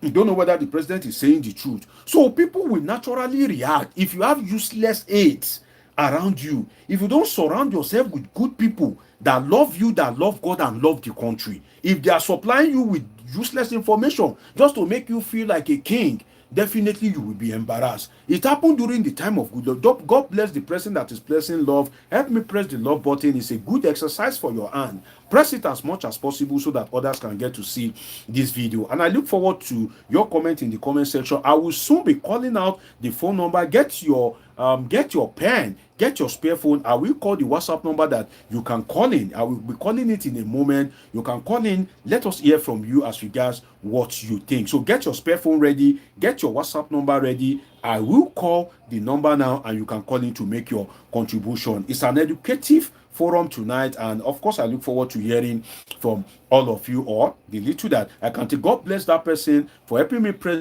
the love button. Press it as much as possible so that others can get to see this video. Abiola Olaoton, well, subscribe, turn on your notification button. That is what I can tell you. Say, what do you think about the coalition? I've spoken extensively about the coalition. Catch up with my past live videos. I've spoken extensively about it, or you can subscribe. When issues about the coalition comes up, of course we will dissect it. Fred Okome, I see you. Cloud Walker, I see you. Brenda Atto, a lot of you, my comment section is buzzing. Of course, I appreciate all of you. Now, you will recall that when Goodluck Jonathan was the president, there was a time he came up with the transformation agenda. You will recall. And I think when Goodluck Jonathan launched that transformation agenda, the people around him have deceived him. The people around him have deceived him. Oh, Mr. President, you are the best. No president has ever performed like this in the history of Nigeria. And I remember that video that year. Jonathan launched that particular book. He called it his scorecard. And he was happy. He was elated. He was excited. You could see the excitement in him that, and he was saying that what he has achieved, no other president has achieved it in the history of Nigeria. There have been this, wonderful turnaround. And I was watching TV that particular year, and I was looking at it like, Jonathan, to use the word of this comedian, Mr. Macaroni, I was looking at it like, Jonah, are you normal? Are you normal at all? Why are you with deceivers? Why are you with people that are deceiving you? That is why sometimes the enemies of the president is not the opposition. The enemies of the president is the people he sees every day.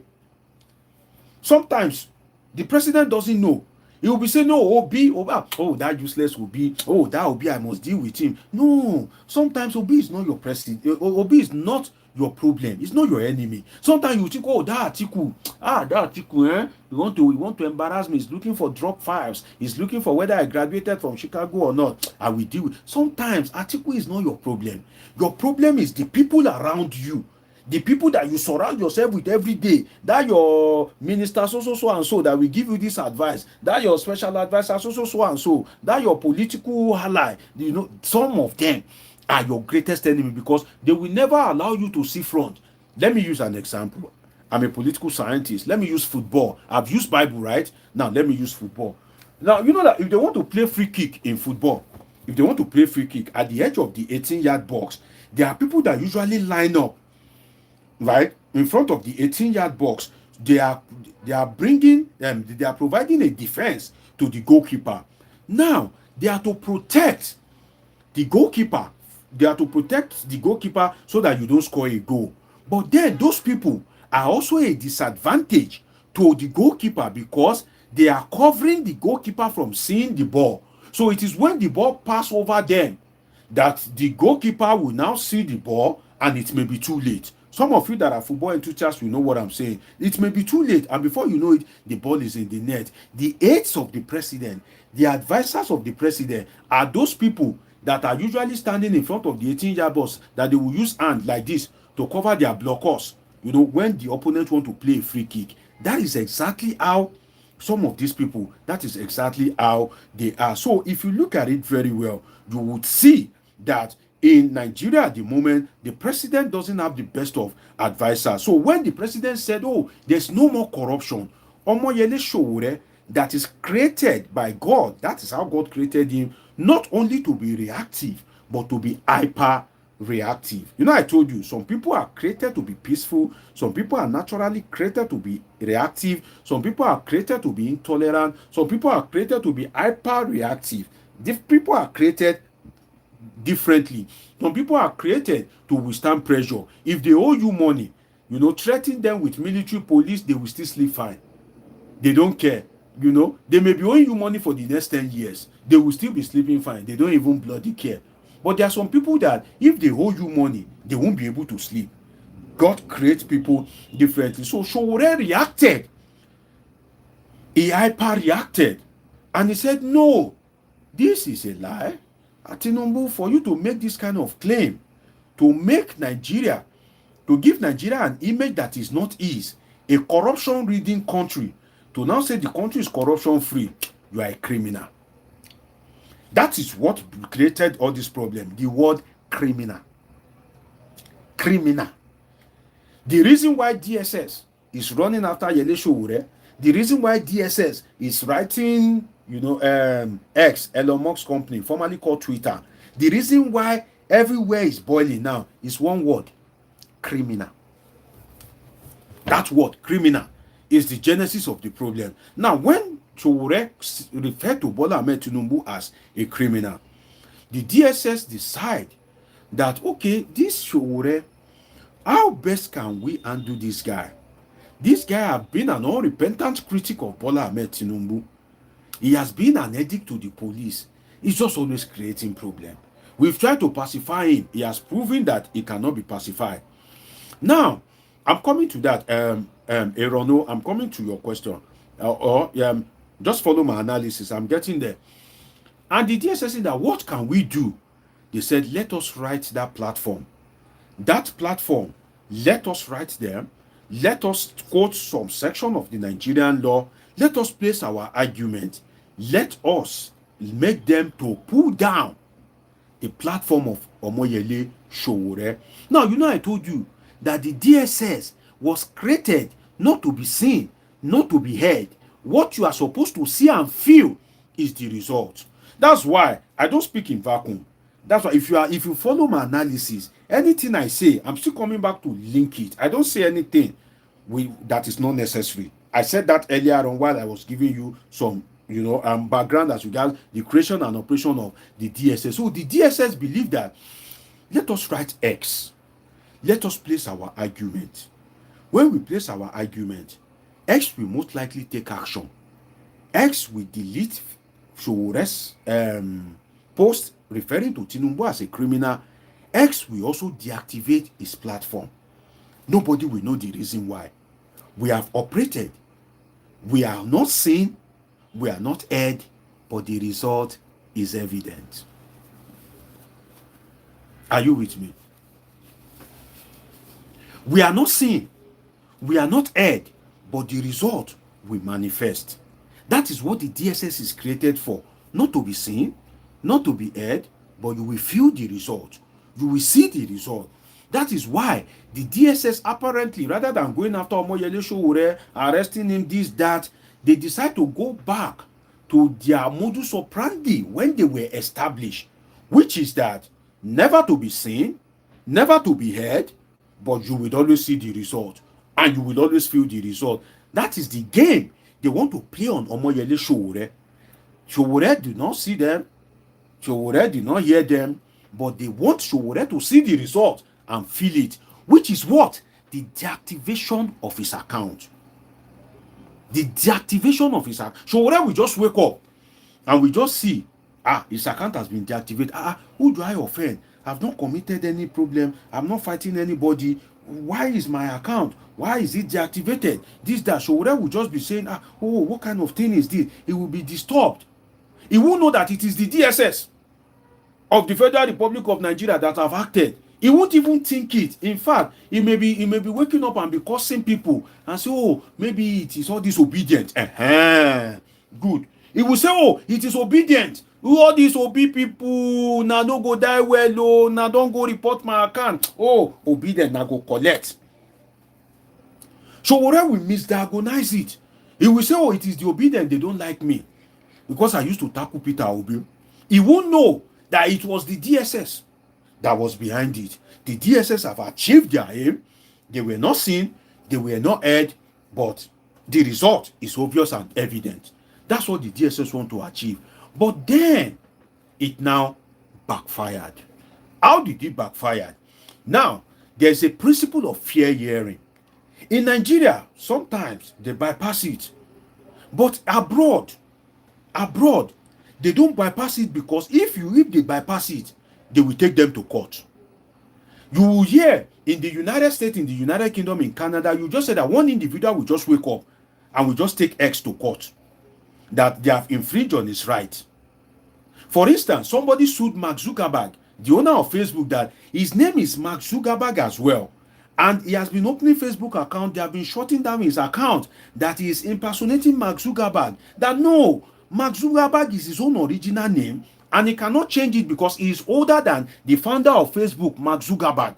That he has been bearing that name before Mark Zuckerberg was conceived, before he was born, before he even dreamt of creating Facebook. And he's older than Mark Zuckerberg, so he cannot drop his name just because the owner of Facebook is Mark Zuckerberg. So he cannot drop his identity. Facebook was deleting the platform of the person each time he opened an account. What did the person do? Google this story that I'm telling you. The person went to court straight to sue the Mark Zuckerberg, the owner of Facebook, that how dare you be deleting my account? Why are you treating me with hate just because I'm bearing my name that is also Mark Zuckerberg?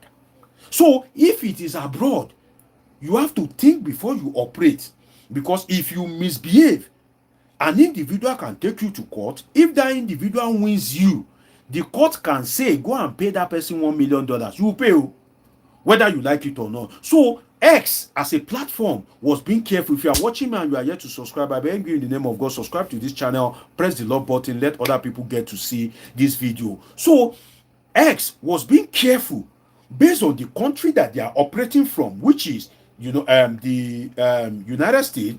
They were being careful because they know that somebody like Omoyele Sowore, if he's a US citizen in particular, can decide to sue them. So that principle of fair hearing was what made X to reach out to Omoyele Sowore. So when X got the letter of the DSS, and I'll still read the letter for you, and I have something to analyze as regards the tone of that letter. The DSS did not realize that you are not speaking to a Nigerian in that letter.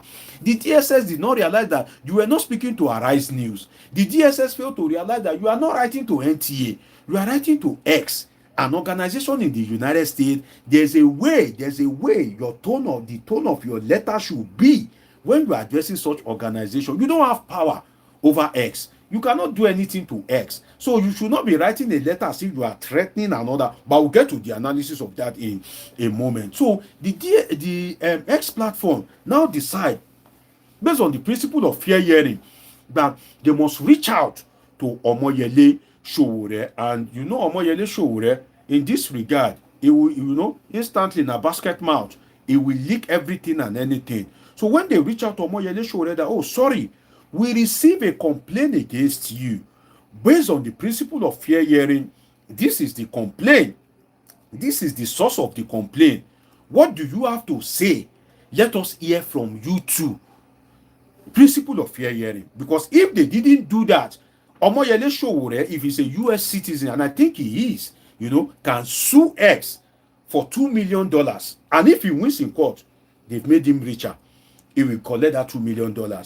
So when they now reach out to Omoyele Sowore and supplied him the details, my good brother Omoyele Sowore, I'm not related to him, he decided to blow the trumpet. And you know, immediately he dropped it on his platform like this, the thing went like wildfire, causing embarrassment to the DSS, an organization that is never to be seen, never to be heard, and want to operate according to that orientation of their establishment.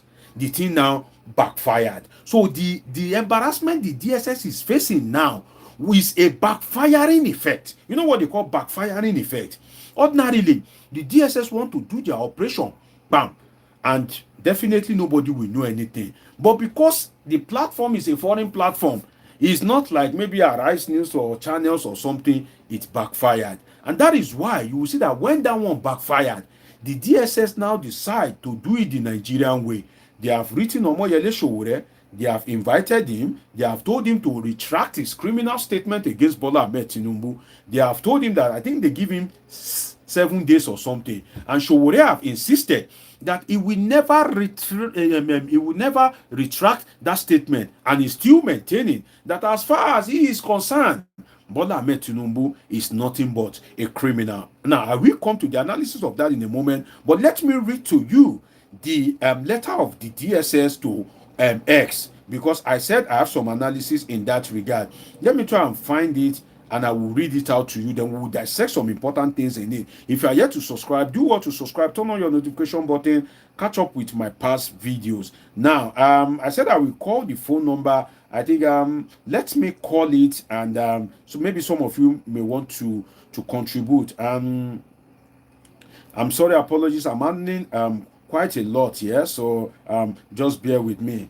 So I will read to you the letter of the DSS, and when I read it to you, definitely you will understand something. We are still going to the international relation aspect of it as regards Twitter and X, X formerly called Twitter. We will bring in the Donald Trump effect. We will bring in the Tinubu versus Donald Trump, Tinubu versus Trump, DSS versus X. We will bring everything into effect. Let me go and read to you the letter that was sent to X by the DSS, and the letter reads thus. I'm sorry, I'm trying to do it in such a way that it will be comfortable for me to read. So I'm trying to change the orientation of my gadget.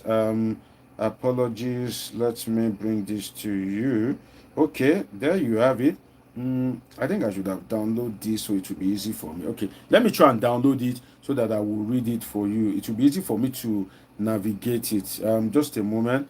Okay, I'm downloading it, so it will be quite easy for me. Then we have some things to dissect in the letter. Some of you that are always follow my live, you know how we roll as regards this thing. But please stop blaming the DSS for some of the things that they do. If you understand why they are created, definitely you won't blame the organization. Now I have the letter that was written to X from Nigeria to the United States, and I will be reading it out to you. Now let's see what we can make from this letter. It says, it restores the chairman and CEO, X Corporation, Bishop, Bastrop County, Texas, USA. Email is press@x.com.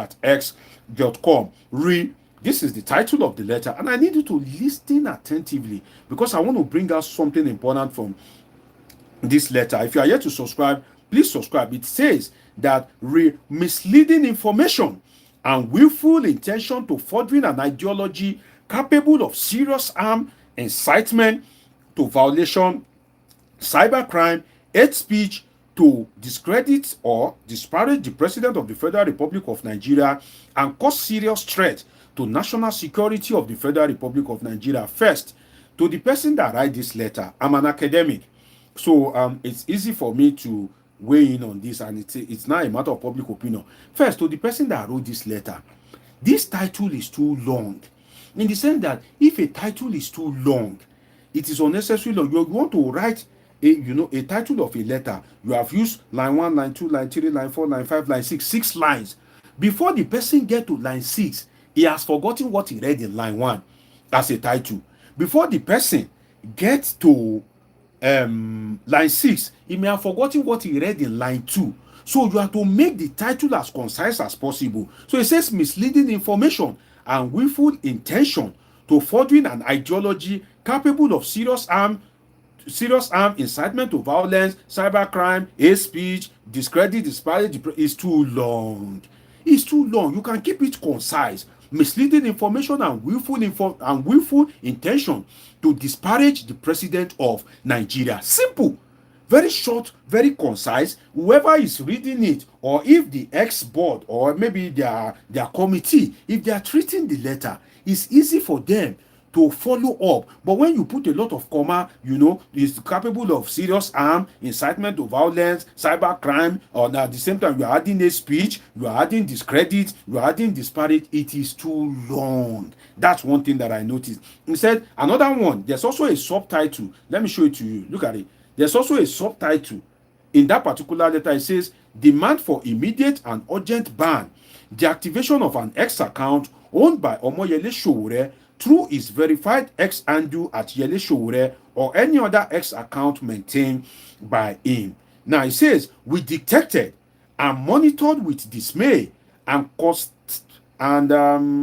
consternation a widely condemned publication trending tweet by Omoyele Sowore on his X official handle page at Yele Sowore on 25th August 2025 at about 11:38 p.m.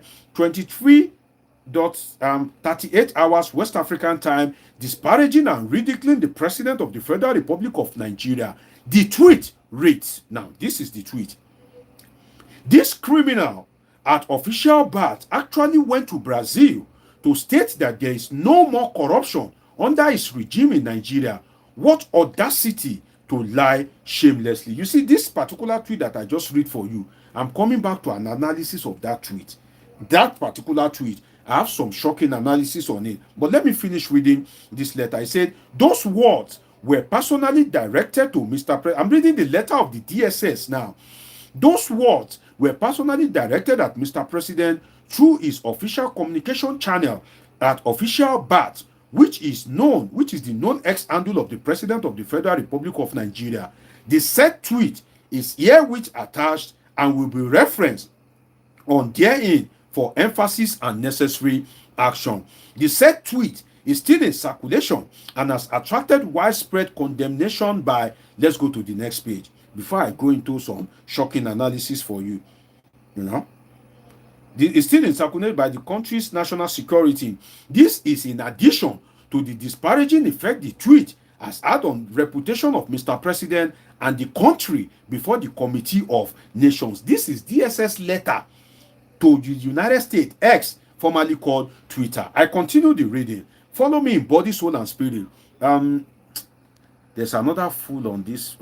Sorry, let me isolate this secram. I don't like fools on my platform. Okay. Now let's continue. It says the tweet under reference is against the transparency on X, and government has frowned at it and found it extremely dangerous, false, privacy violation behavior, and that manipulates and negatively impact on the person of the president and the country. It is pertinent to bring to your knowledge that under the Nigerian law, this quoted tweet or words constitute offense punishable in Section 51 of the Criminal Code Act, Cap 77 laws of the Federation of Nigeria, which prohibits publication of false information. Section 19, 22, and 24 of the Cyber Crimes Act 2025, which prohibits and makes it an offense to spread fake news or publishing content that is deliberately misleading or deceptive, posting content that is rude, vulgar, offensive, or indecent, especially with the intent to embarrass or humiliate others, provoke ethnic, religious, or tribal hatred through online or offline statement amounting to domestic terrorism. The law also make the offender and the medium through which the offense is perpetrated or propagated culpable and criminally liable to. The author and purveyor of the inflammatory online publication against Mr. President is very much aware that the publication is also prohibited by Section 2, Subsection 3 of the Terrorism Prevention and Prohibition Act 2022, 2022, and other relevant laws of the Federal Republic of Nigeria. I have something to say in that regard. Well, let me say this before I continue reading. The letter of DSS to X in the United States. Let me tell you something. You see, the tone of this letter is too strongly worded, in the sense that somebody called the president a criminal, and you are in your letter, the word terrorism is appearing repeatedly. The people that you are writing to in the United States, when they look at that letter, they'll be like, okay, is it this tweet? What are you complaining about? This person called the president a criminal, right? Now, when somebody calls the president a criminal, whether rightly or wrongly, the word terrorism to calling somebody a criminal, and in your letter, terrorism is appearing frequently, such that it will appear as if you are overblowing the trumpet. That is why I said, with profound respect to the writer of this letter, I think that the tone of the letter should have been quite soft, a little bit than it appears, because the way the letter was written and was strongly worded, it's as if Sowore has bombed the UN office in Nigeria. That is the tone of this letter. It's as if Omoyele Sowore has thrown bomb into the US embassy in Nigeria. That's the tone of this letter. But when they now look at it, okay, this person, what has he done? He called the president a criminal. Okay, that is wrong. But then the tone of this letter, Nigeria have this, like, they take things very hard, No, it is not until you take things hard.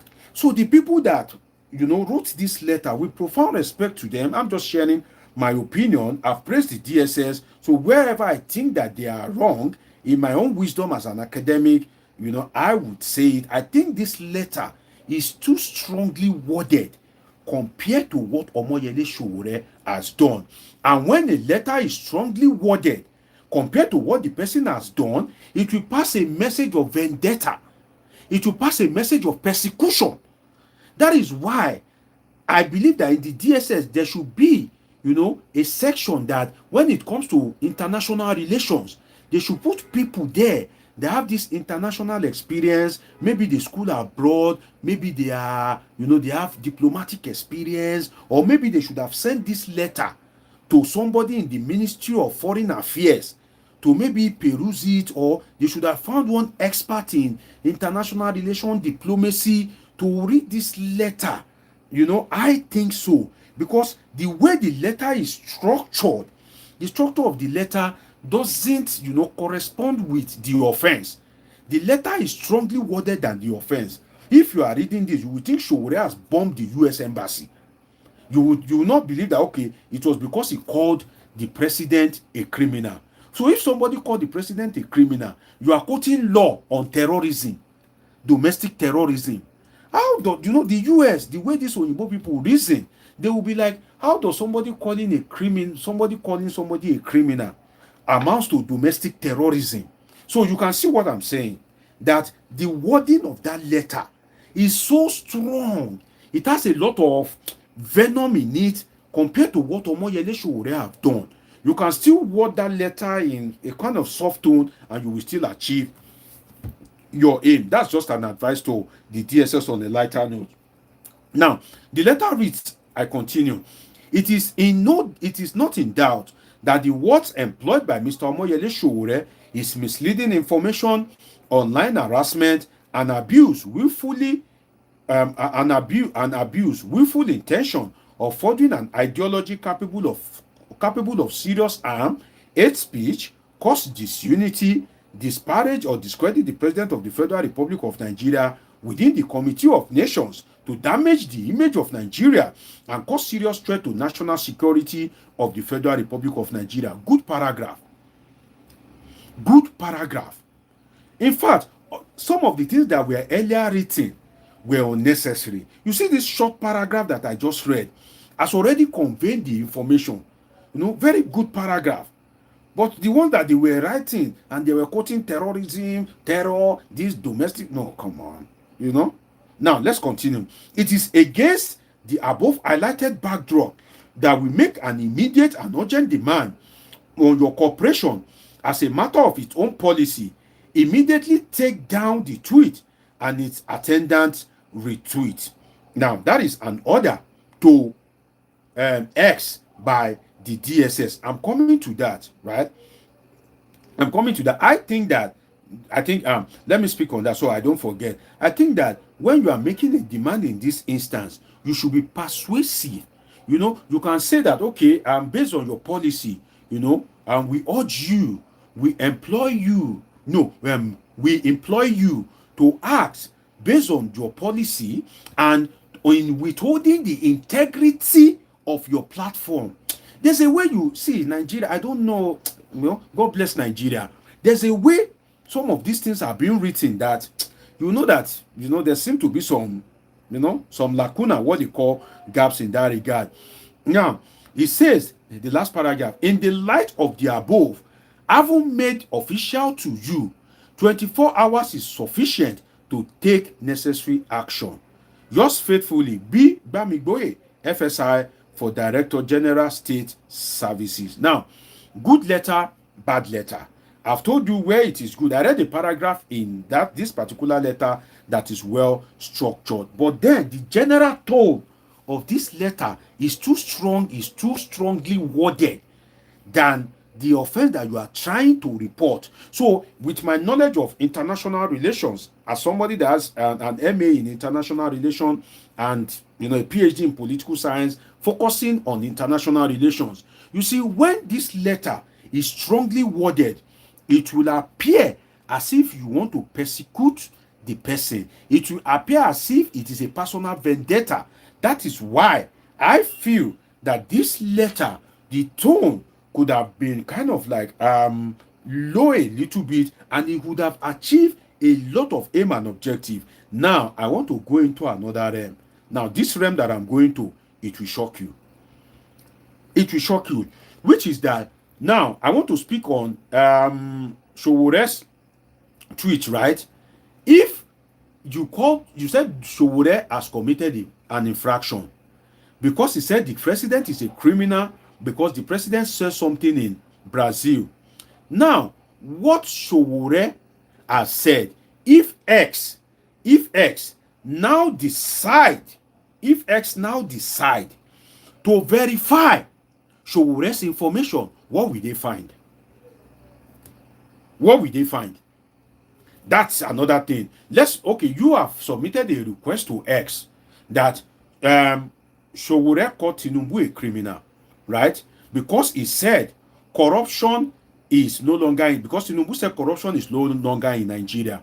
If they search, they will not see that Tinubu is a criminal because there's no conviction in that regard. What they will find is criminal scandal. Let me quickly isolate somebody, FYT. You say, why do I feel this dude is lying? You must be silly, If I'm not speaking here, before you qualify to sit down in my class, if I'm giving a lecture, you must have passed through a lot in your life. You must have been reading politics and international relations before you qualify to sit in my class. Don't be silly. I will say, why do I feel this dude is lying? You think I'm a carpenter speaking about politics and governance? I had my PhD from 3 different continents. I schooled in Africa, I schooled in Europe, I schooled in Asia. You that you cannot pass for 101, you say, why do I feel like you? I think this guy is lying. How dare you? Get out of here, nigga. Now, let's continue. If they said that, okay, let us verify or let us make a research into what Omoyele Sowore is saying before we take action, and they now search, if they search, they will not find that Tinubu has been convicted. So they may think that, oh, Omoyele Sowore is wrong for calling somebody that has not been convicted a criminal. There are 2 aspects to it. That is one. If they now go further and say, let us look at the claim that there's no more corruption in Nigeria, Tinubu will fall flat. Because immediately you type Nigeria corruption, you will see where is it police or LASMA or whatever. where they allegedly collected money from somebody illegally. You will see corruption in the civil service. You will see budget padding. You will see different, atrocities that they will say that, but they claim that no more corruption. Evidently, it is wrong. But then again, the claim that Tinubu is a criminal is also wrong. The claim is also wrong. That is one thing. So if the platform X decide to look, that's why I said that the tone of the letter could have been a bit soft, could have been persuasive. Then that particular letter of the, I'm trying to, with profound respect, some of the people in DSS, if they are watching me, I'm sure if they open their mind and brain, they would gain some things from some of the things I'm saying. I'm not abusing the president. I'm not abusing the DSS. We are just learning from each other as patriotic Nigerians. In that particular letter, you were hammering on what Sowore has done, that he said the president is a criminal. But what gave birth to his reaction wasn't addressed. So, as I was saying, sorry for the glitch. You didn't say what the president have done, whether it is, you didn't say about the claim of the president, whether there was an infraction on the mind of the, whether there was an infraction on the assertion of the president or not. You didn't state that. You were one-way traffic in your letter. You were demanding that, okay, Sowore's account should be brought down. That is the demand of the DSS, because he called the president a criminal, rightly or wrongly. But then, what gave birth to his reaction? You didn't state. So if I'm talking about how these Oyinbo people, how they reason, some of you watching me from abroad and you stay with them, you understand what I'm saying. You didn't say how the president, how the president allegedly goofed in his claim. You didn't address that at all. You left that open. You were only saying that he called the president a criminal. So in this instance, you could have touched on the claim of the president. For instance, if the president have given a rebuttal on that particular claim, you would have said that the president made a mistake. A rebuttal have been given by the presidency of Nigeria. Having given the rebuttal, it doesn't warrant, even without the rebuttal, nobody is above mistake. That doesn't warrant you to call the president a criminal. You have touched all area. You have touched all area. But if you just say that, oh, delete his tweet because he called the president a criminal, you have left a loophole. And at the end of the day, if X is to sit down, maybe they're having a board meeting or something, and they are to look at the letter and they are to deliberate on it. I'm speaking of from my experience of studying abroad, working with some of these people, interacting with them. When I was studying for my MA in international relations, I have about 4 diplomats in my class. 4 diplomats. My class was like a mini world on its own. There are people from Singapore. There was somebody from France. There was somebody from Malaysia. There was somebody from India. There was somebody from Canada. In fact, as at that point in time, the Indian ambassador to Nigeria, we sat in the same class. The Indian ambassador to Nigeria at that point in time, the daughter was in my class when I was studying for Masters in International Relations at the University of Nottingham, United Kingdom. The girl knows fufu, amala, all these jollof rice. She knows it. So I'm speaking of from experience, and I hope that some of the DSS people will get to watch this video. Maybe, the modus operandi of the DSS, especially when they are dealing with international people or foreign people, maybe it will be further strengthened. Maybe if some of them get to watch this video, because you could have touched on that angle of no more corruption. If the president had made a mistake, state it in the letter that the president made a mistake, right? But then making a mistake doesn't mean you should call somebody a criminal. Mistake is insufficient to declare somebody a criminal. Very good analysis. Very good argument. Very perfect. That is how some of these Oyinbo reasons. That's how some of these Oyinbos reason. So the DSS would have done well and nice by addressing the aspect of no more corruption. Just say it. Whether the president is wrong, if the president goofed What has the president done to address it, but emphasizing that letter? You can even say that, assuming but not conceding that the president was wrong, that is insufficient to call him a criminal. Good argument. Assuming that the president was wrong, that okay, the president said no more corruption in Nigeria, and corruption is everywhere in Nigeria.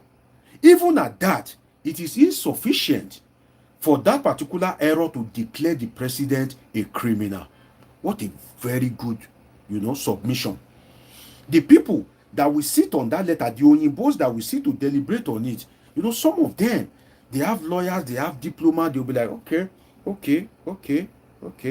that's true, that's correct. So Oyinbo brain is different from our own brain.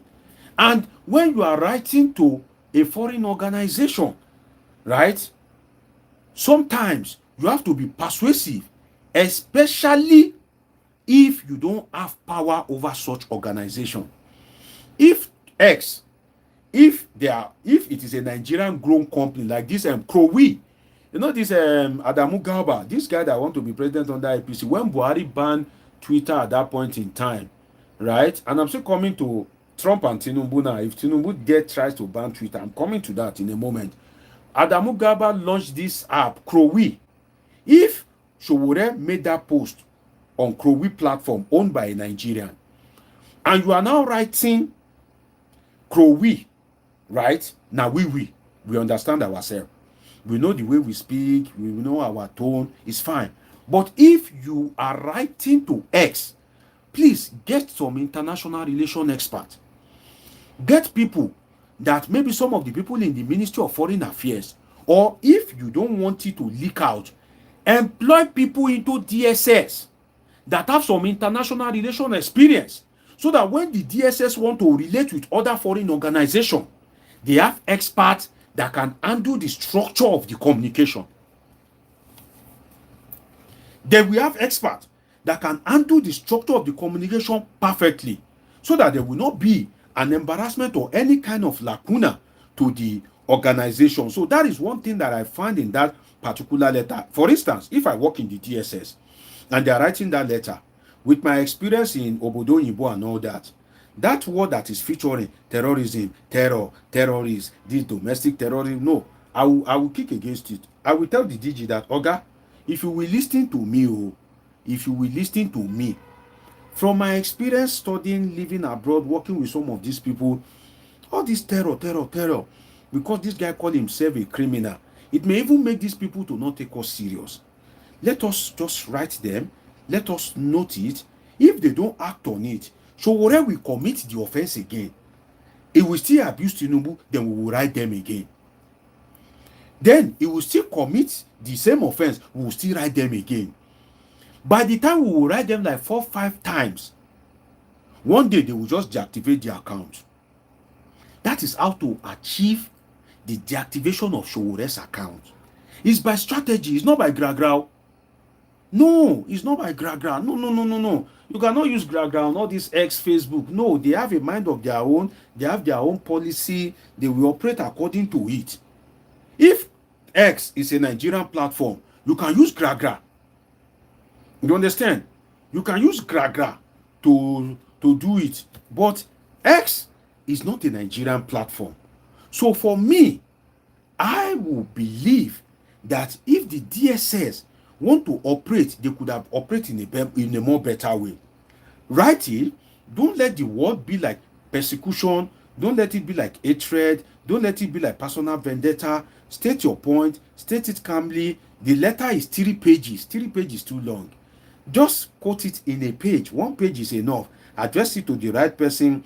State the tweet. State what Sowore has done. Let them know about Sowore. State the offense under Nigerian law briefly. State the policy of X. Conclude it in a friendly way. 1 page. 1 page is okay. Not 3 pages. Just 1 page. Send it to X. Be getting ready. Constitute a committee. When you send it to X, after a week or 2 weeks, Sowore will still abuse Tinubu. Write another one. Send it to X. They are documenting it. After maybe a month, Sowore will still abuse Tinubu. Write another one. Quote the section of the law. Be friendly in it. Send it to X. Before you write it in a friendly way like 8 times, that Sowore's account, by the time they will deactivate it, it will never be activated again. Because you have established Sowore as a serial offender, and you have established that there is no personal vendetta against Sowore.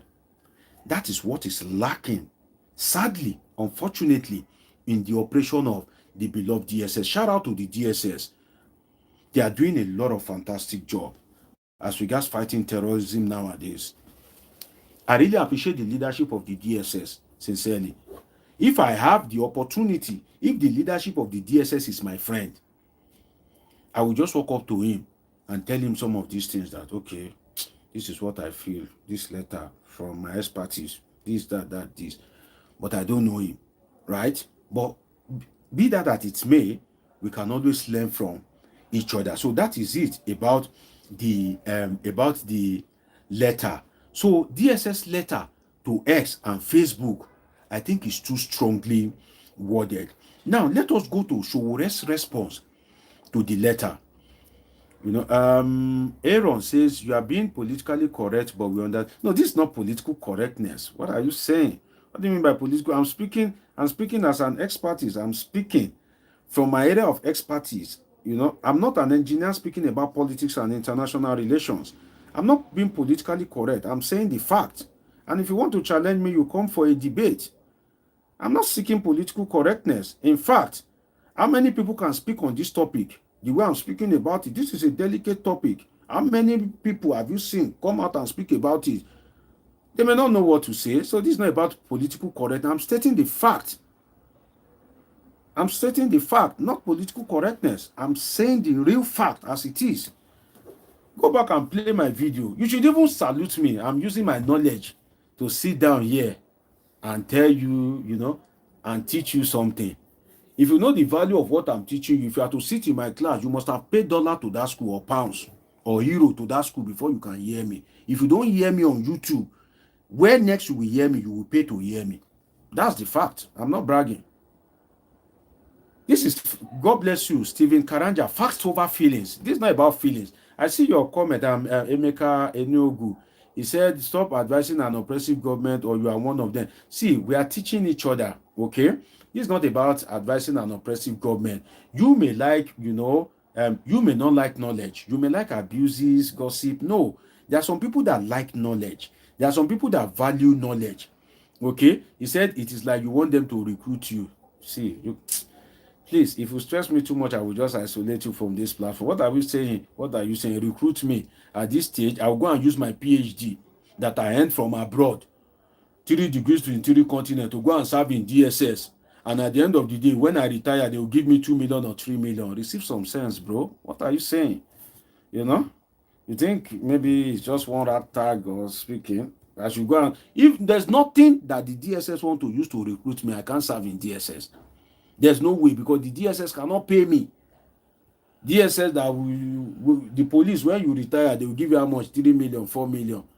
No. In fact, my life operation is not centered around maybe DSS or policing or military. Maybe in another life, you know. Maybe in another life, you know. It's okay. So, you know, a lot of comments, you know, a lot of comment coming in. I don't know how many people I can, you know. Let me block one fool here. There's one Sharon Adetunji here. Let me block, you know. When I spot fools, I just try to isolate them. You can watch me, but nobody can see your comment, you know. Okay, so I've just isolated a fool. So if I see another one, I will isolate him. So I don't have time, you know. There are people that value knowledge, right? It's not, so see, Nigerians, I noticed something about Nigerians, right? Some Nigerians like when you go to a platform and all you hear is abuses. For instance, if I come online now and I'm not saying anything important, I'm just saying, oh, Tinubu were, Tinubu is a mad person. Oh, Sowore this. Oh, Sowore is right. Oh, right on Sowore. Oh, this, that, this. Oh, you will be happy. By the end of the day, you've not gained anything, you've not learned anything. Go back and play this, my video from the beginning. Send it to DSS, send it to presidency. There's a word for everybody. Send it to Sowore. There's an intelligence submission for each and every one of them. You know, that is you adding value. I'm adding value. I'm adding value. The intelligence that I gained to be able to speak on this topic, it took me years of hard work, and I'm submitting it for free. And some of you will still come and say, "No, I will just isolate you. I don't have time." You know, if you don't like intelligent thing, go and watch movie, go and watch cartoon, go and join the kids. You know, go and watch maybe, you know, all these Indian movie or Chinese movie or Yoruba movie. You know, this platform is for intelligent or prospectively intelligent people. So shout out to you if you are watching me. I love and appreciate all of you. Now, what was Sowore's response? Sowore insisted that he will not delete the tweet. Let me be fair. Aaron, there was somebody that asked me this question. Aaron, okay, let me attend to this. Lupe Young says, sir, you don't have to block them. Just let them be. They are still your followers. And you know Nigeria will always unite. No, I'm not Jesus Christ. I'm somebody with blood in my vein. Let me tell you the truth, my brother, Lupe Young. In the history of Nigeria today, you will hardly see somebody that will have the qualification that I have, and we want to come out and be dishing out the knowledge. Some of my friends used to laugh at me that it's like you like Nigeria too much. Nigerians, some of them, they will use their knowledge to become political consultants and be earning millions of dollars. I'm telling you, you don't know. But if I come out to dish out the knowledge, I'm coming out because I know that there are some people that the knowledge will truly help. If an African man dies, a library has died. The day my professor died, my professor at the University of Northern, Professor Trevor Parfit, I was shocked. Trevor don't go with all that brain. So that brain don't go like that. Trevor is the man that when he calls you for supervision, he will be dictating reference offhand. He will be dictating it up. He will say, oh, Mosh, your piece of work, and there's something missing. Go get the piece. Andre Gundua Frank, 1976, the politics of British man, the politics of go and read this and this, 1988. He will call reference for you like that till it gets to maybe year 2000. Different reference. He will be calling it for you offhand. And when you pick one of the reference, you cannot read the text to half before you understand what that professor is saying. You understand? So when you come out and give people knowledge, and some people still want to insult you, no, you just deal with them the right way. You understand? So I'm a human being. So when people just say nonsense, I will just isolate you. Isolate you means you can watch me. Even if you comment, nobody can see your comment. And when I isolate people, I don't go back to unisolate them. It's forever and ever. If I live for 100 years and I'm on this platform, nobody can ever see your comment again. Isolated, bam. That's it. That's me for you. So Sowore responded to the letter, and he said he will not retract the statement. If you listen to my analysis all along, I've not abused Tinubu, I've not abused DSS, I've not abused Sowore. I don't know how to do it. I will speak, I will analyze. It's when you don't have something to say that you will be abusing. No, I don't do it. Because why? I have a lot to say.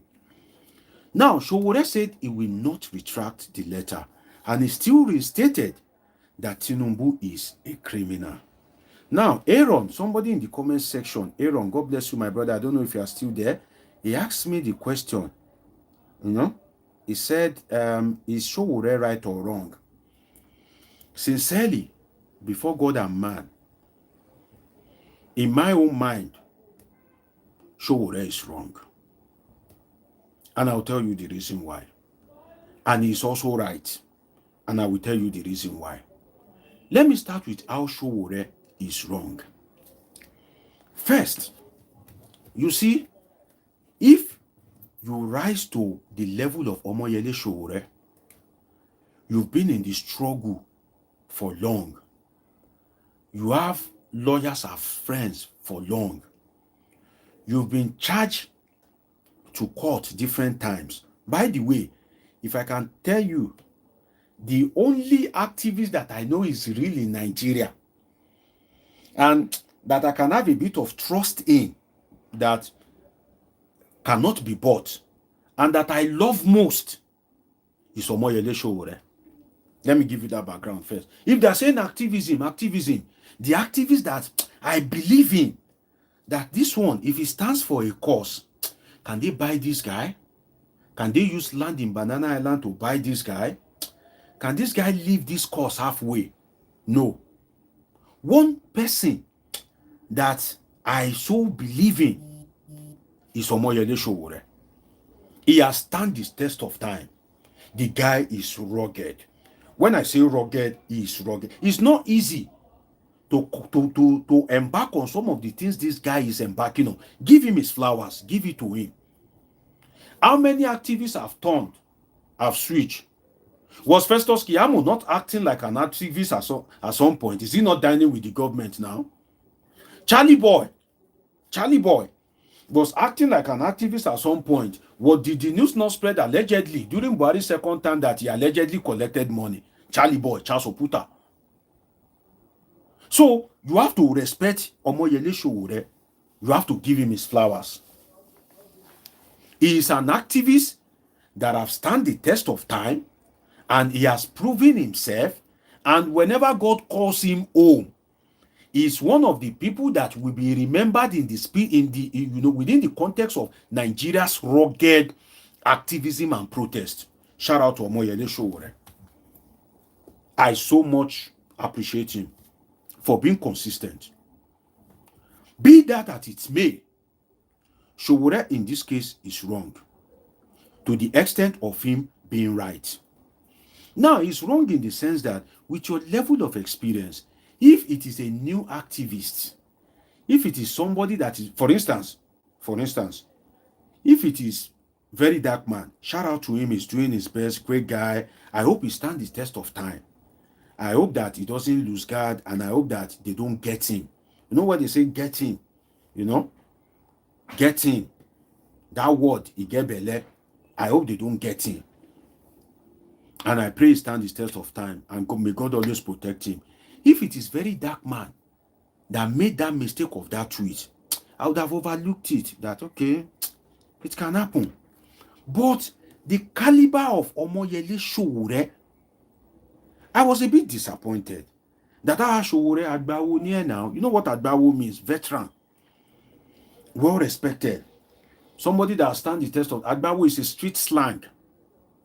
In Lagos or in Yoruba land, once they call you Agbawo means, you be man with sabi. So when I saw all this controversy, I'm like, Sowore Agbawo near now. Can do better now. In the sense that there's a way you can write your tweet. Tinubu will feel the pain, and you would have done no wrong. That tweet that Sowore wrote that generated this controversy, I can rewrite that tweet without using the word criminal, and the people in the presidency, they will cry. You know what they call cry? There's a way that I will rewrite that particular tweet that Sowore wrote, and he called Tinubu a criminal. And Tinubu will not be called a criminal, but the people in the presidency will feel the heat. In the sense that when you back it up with some claims, instead of the word criminal, you can use the word liar. For instance, if you want to be very hard, the Tinubu lie, of course. Is there still corruption in Nigeria? Of course. But when you use the word criminal, Sowore is wrong. I stand to be corrected. You may feel otherwise. It's okay. But to my mind, Sowore is wrong. In the sense that if somebody, maybe by luck or by connection, has been committing a wrong, but has been escaping conviction, let's assume that Tinubu is not a saint, is not perfect. If Tinubu has been escaping conviction, you cannot call him a criminal except he has been convicted. Let's be real. Let's be real. You cannot call Tinubu a criminal except he has been convicted. If there is a conviction against him that Bola Ahmed Tinubu, you are hereby guilty of, you can call him a criminal. Because what is he? A criminal. Once you are convicted and it is a criminal charge, you are a criminal. But in this instance, whether by luck, whether by connection, whether by divine intervention, whether by the witchcraft of his mother's house, whether by the juju of his father's house, whether by, one abracadabra, whether by one magic from India, Tinubu has not been convicted. Although he may have criminal tendencies. In fact, if Sowore had put tendencies in front of it, it would have changed the mode of that particular statement. If you say criminal tendencies. But for you to say that he is a criminal, no, God bless you, love my goat but hate me. Don't worry, I will love your goat, but I won't hate you, I'll still love you too. It says the word criminal gave presidency something to hold on. Of course, you will be say, in my place, they will say they want to roast you. You can't go they rub oil, go they rub petrol for body. You they help them. You know that these people, they want to roast you. And you be agbawo, you are a veteran protester, veteran activist. You don't take for this game. You now make a mistake of calling somebody that is not convicted a criminal. No. Egbon, you don't get experience past that level. Like, your activism should be different from a newbie. No, you are in a realm of your own. You will quote Tinubu. You will go and bring out corruption fact and cases, recent one, that were reported in the media. A lot of references. You bring them out, you state it, bam. They will read it. They will read it. They will be looking for, how can we nail Sowore? How can we nail Sowore? They won't be able to find anything. But if you call Tinubu a criminal, let us be sincere with ourselves. In fact, should I tell you something? Even a criminal does not want to be called a criminal. That's another thing. Even a criminal that has been convicted does not want to be called a criminal. Even a criminal that has been convicted, you don't go jail. If you come out from that jail, if you call a criminal, you go vex. Not to now talk of somebody that has not been convicted, even if he has been committing atrocities, and you are now calling that person a criminal. You understand? Let us look at it from that angle.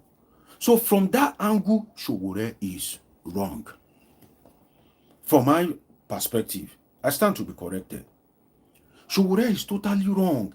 And Sowore could have acted better because he has experience. My brother Oladewale said, even if he called the president a liar, the DSS will go after him. The DSS may go after him, but they won't have something to hold on to. What the DSS is holding on to now is, you are calling somebody that have never been convicted a criminal. And that person is the president of the Federal Republic of Nigeria. Let us assume, if they charge Sowore to court and they say, prove that Tinubu is a criminal, except Sowore have gotten some files in the US by virtue of his Sahara reporters that we don't have, and he is hiding the document, and by the virtue of the document he is calling Tinubu a criminal, and when they charge him to court, he now presents it that, my lord, this is why I call him a criminal. Maybe that, he was convicted for so, but he has been hiding it from the people. The people did not know this is it. It will be justified. But if they say, okay, come and prove it, and is not able to justify it. Let us be realistic with ourselves. You understand? Tinubu, as of today, he may be committing crime. Let me break this. He may be committing crime, but it's not a criminal. In the sense that in the context of Nigerian law, before you say somebody is a criminal, that person must have been convicted. And when you ask lawyers, lawyers will tell you that somebody that kills somebody and they see knife with the person, if that person have a good lawyer and they go to court, that particular lawyer can still argue in favor of that person, and the person that was caught with knife will be set free. Go and ask lawyer. You will have a lawyer friend. That's why if you have a case, they will say, go and find a lawyer that is very, very sound. You know, there's a way they say it. Go and find a very good lawyer. Because why? Lawyers are spinners. The lawyer can get to court and say, my lord, although this person was caught with a knife, but he didn't kill the person. The person that he killed himself. Why? So. It will be, you know the way lawyers do their thing. And at the end of the day, the judge may be convinced and say, you are hereby discharged and acquitted. And that is why you cannot say somebody is a criminal except that person has been convicted. Let us be realistic. If you are the president, if you that you are watching me, if you are the president, may I announce to you that Nigeria's president is one of the most powerful presidents in the world. They gave the president some useless power in that constitution. If you don't know, I'm telling you as a political scientist, Nigeria's president is one of the most powerful in the world. They were just packing power to give. So if you have a non-entity as Nigeria's president, that guy can do a lot. He can wreak a lot of havoc. He can cause a lot of problem for you and the country. That's what, if you know the powers of a president of Nigeria, you will take presidential election very serious. You will take the election serious as if you want to die there. That no, we want a good person to be president. So I think that, in all honesty, Sowore is wrong. But Sowore is now right in the sense that, is there corruption in Nigeria? Of course, yes, corruption, yapa, everywhere. Corruption in Nigeria is empty everywhere you go. Everywhere you go. In fact, if lawmakers, they are collecting constituency allowance and they won't do the project, let us be sincere with ourselves. What is that? Is that not corruption? There is corruption everywhere in Nigeria. The civil service, everywhere. In fact, some will even say that there is corruption allegedly in the judiciary. Google corruption in Nigerian judiciary. You have a lot to read. Corruption in Nigerian police. You have a lot to read. Corruption in Nigerian military. You have a lot to read. Corruption in Nigeria's presidency. Yapa. So there's corruption everywhere in Nigeria. So Sowore is right by debunking the claim of the president. Say, no lie, give us. So we know they buy that lie. We know they buy that lie, I beg. Don't tell us there's no more corruption. If they are deceiving, in fact, Sowore even helped the president. Because it takes a courageous man when they have deceived the president for you to come out and say, no, Mr. President, they are deceiving you. You are being deceived. They are lying. There's corruption in Nigeria. So to that extent, Sowore is right. He's right. And we need people like Sowore that can have the effrontery and the boldness to come out and say, no, Mr. President, sir, you are lying. You are lying. No, there's still corruption in Nigeria. We need people like that can be bold, that can be audacious. But where he goofed, and I saw somebody wrote that comment, but the comment have scrolled past me, that emotion overwhelm his reaction. I absolutely agree with that person. I saw the comment, but other comment have scrolled past it, that emotions overclouded his reaction. I absolutely agree in that regard. Now, the DSS writing a letter to X Let us look at the image of Nigeria. Does X, another platform, respect Nigeria? Let's be sincere with ourselves. If you have stayed abroad, if you have lived in different countries, you will know that Nigeria doesn't have any respect. Except if we want to deceive ourselves. Nigeria doesn't have any respect.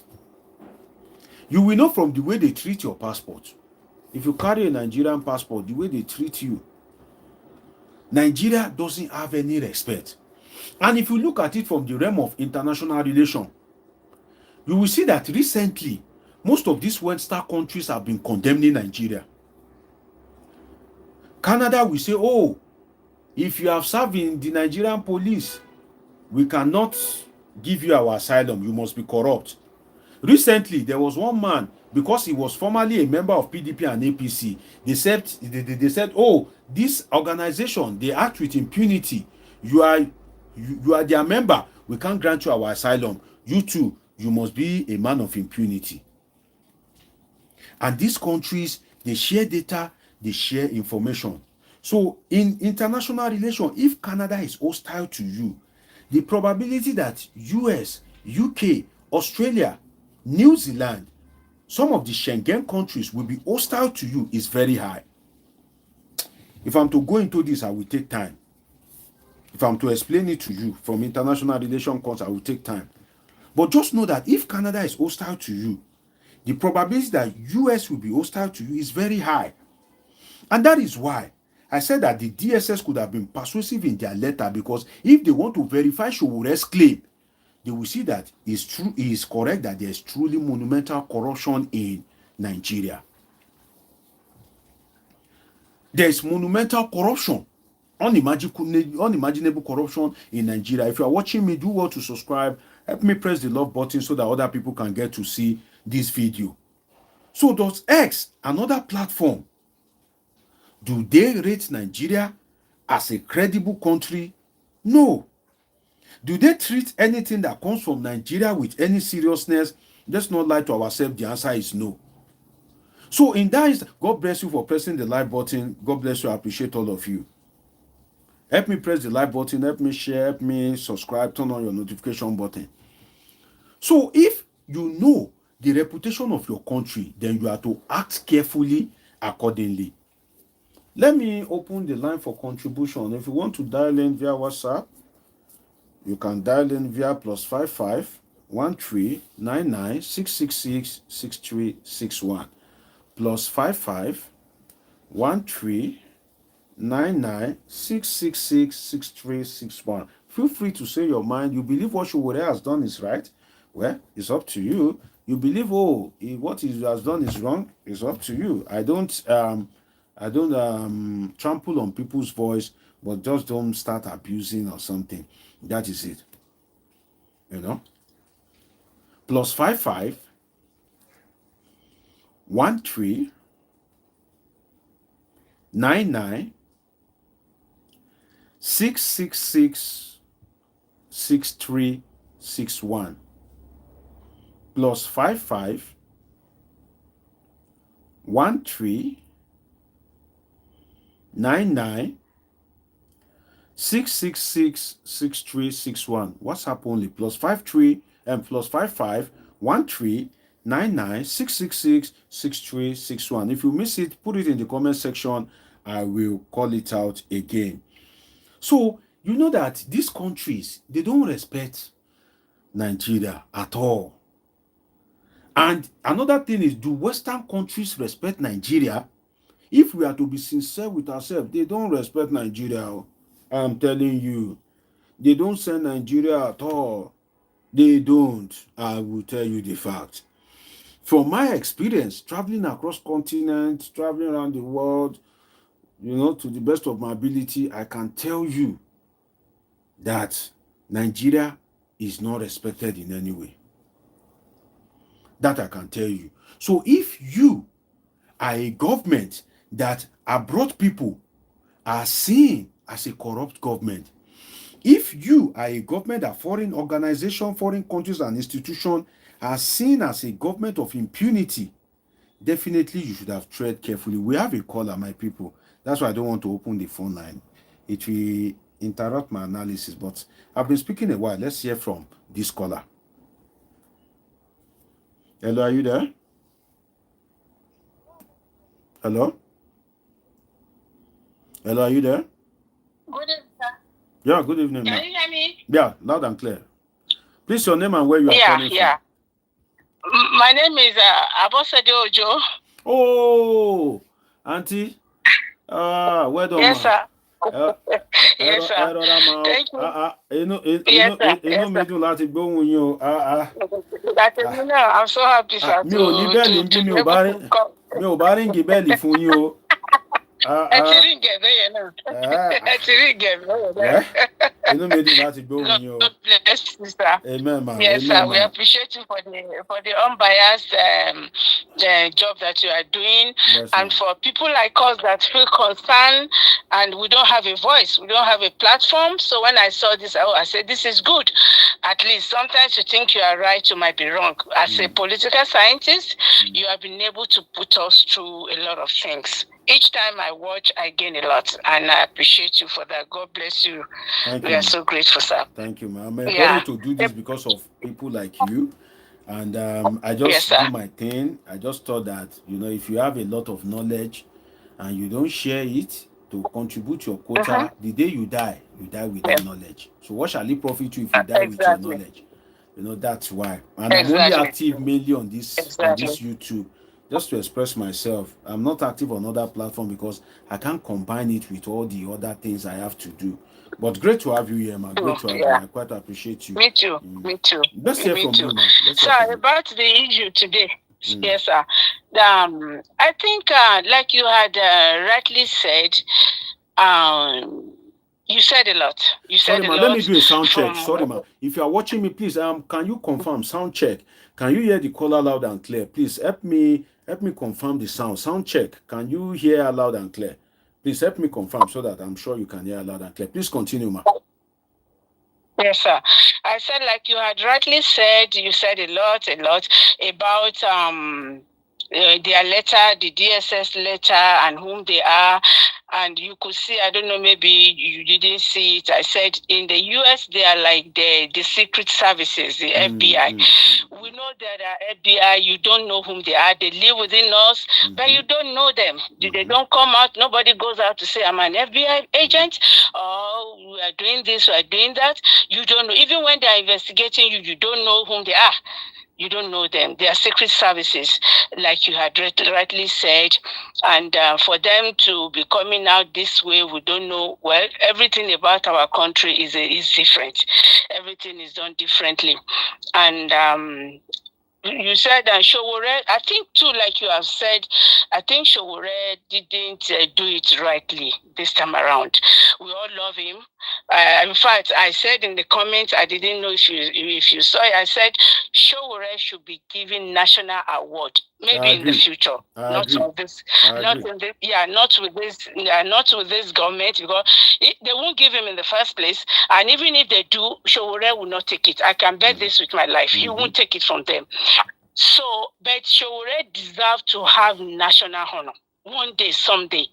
That is, if they don't believe in him to make him something, because I believe people like him should be given opportunity. We need a fresh brain. We need people that have been in the system. He has not been opportune to be the president of the country, nor anything, but I think he's loaded. He has a lot. He has been an activist right from his school days, and he traveled out, and he didn't relent in his efforts in this thing. So I give him kudos. I give it to him 100% back to back. So, and I like him a lot. In fact, whenever they say Sowore is in prison, I don't sleep. I call people, I call my friends, they mustn't kill that guy, because he's speaking for everybody. Can you imagine he was out speaking on behalf of the police, even police themselves?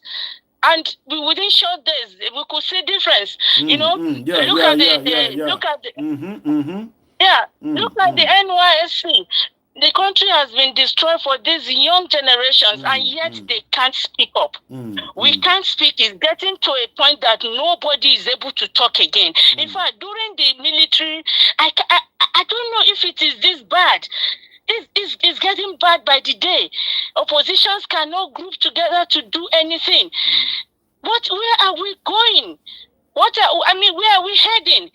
So what Sowore has said is okay. He said it, but only in a little bit, because Tinubu is the one in power. You know, we have to be careful. Whether we like it or not, today he is the commander. He's the C in C. He's the commander in chief. He can command your death. Let's face it. This is it. Exactly. He can command somebody's death. All you need to do is just say something small, and then they have to do it. Sorry, ma, I just want to say something. They have to do it. Sorry, ma, I want to say something for what you said. You see, most people don't know that every government in the world, government is a killer. Government. Of course. Every government, not Nigerian government, every government in the world is a killer. Government kills. Yes. But I won't say more than that. Continue, ma. So they say C in C. He commands the military, the armed forces, the air force, the navy. So whether they like it or not, I believe most of them don't like what they do, but they have to do it because that is the job they do for living now. Once they command them, they have to do it. So that is why we have to be careful. As much as we want to resist, as much as we want our voices to be heard, as much as we don't want to keep quiet, that we shouldn't keep quiet. Otherwise, they are riding on us too much. So we should be at the same time be tactful. We should apply wisdom and so that they don't get at us, because at the same time we don't want to be wasted. We don't want to be wasted because it doesn't cost them anything. It doesn't cost them anything to waste anybody. So Sowore is right and wrong. That's what I would say. He's right and wrong, and I don't know if he's hearing me, Mr. Sowore. You are right. Thank you for what you are doing. We appreciate you. We love you. But please be careful. Be careful because we don't want them to get at you.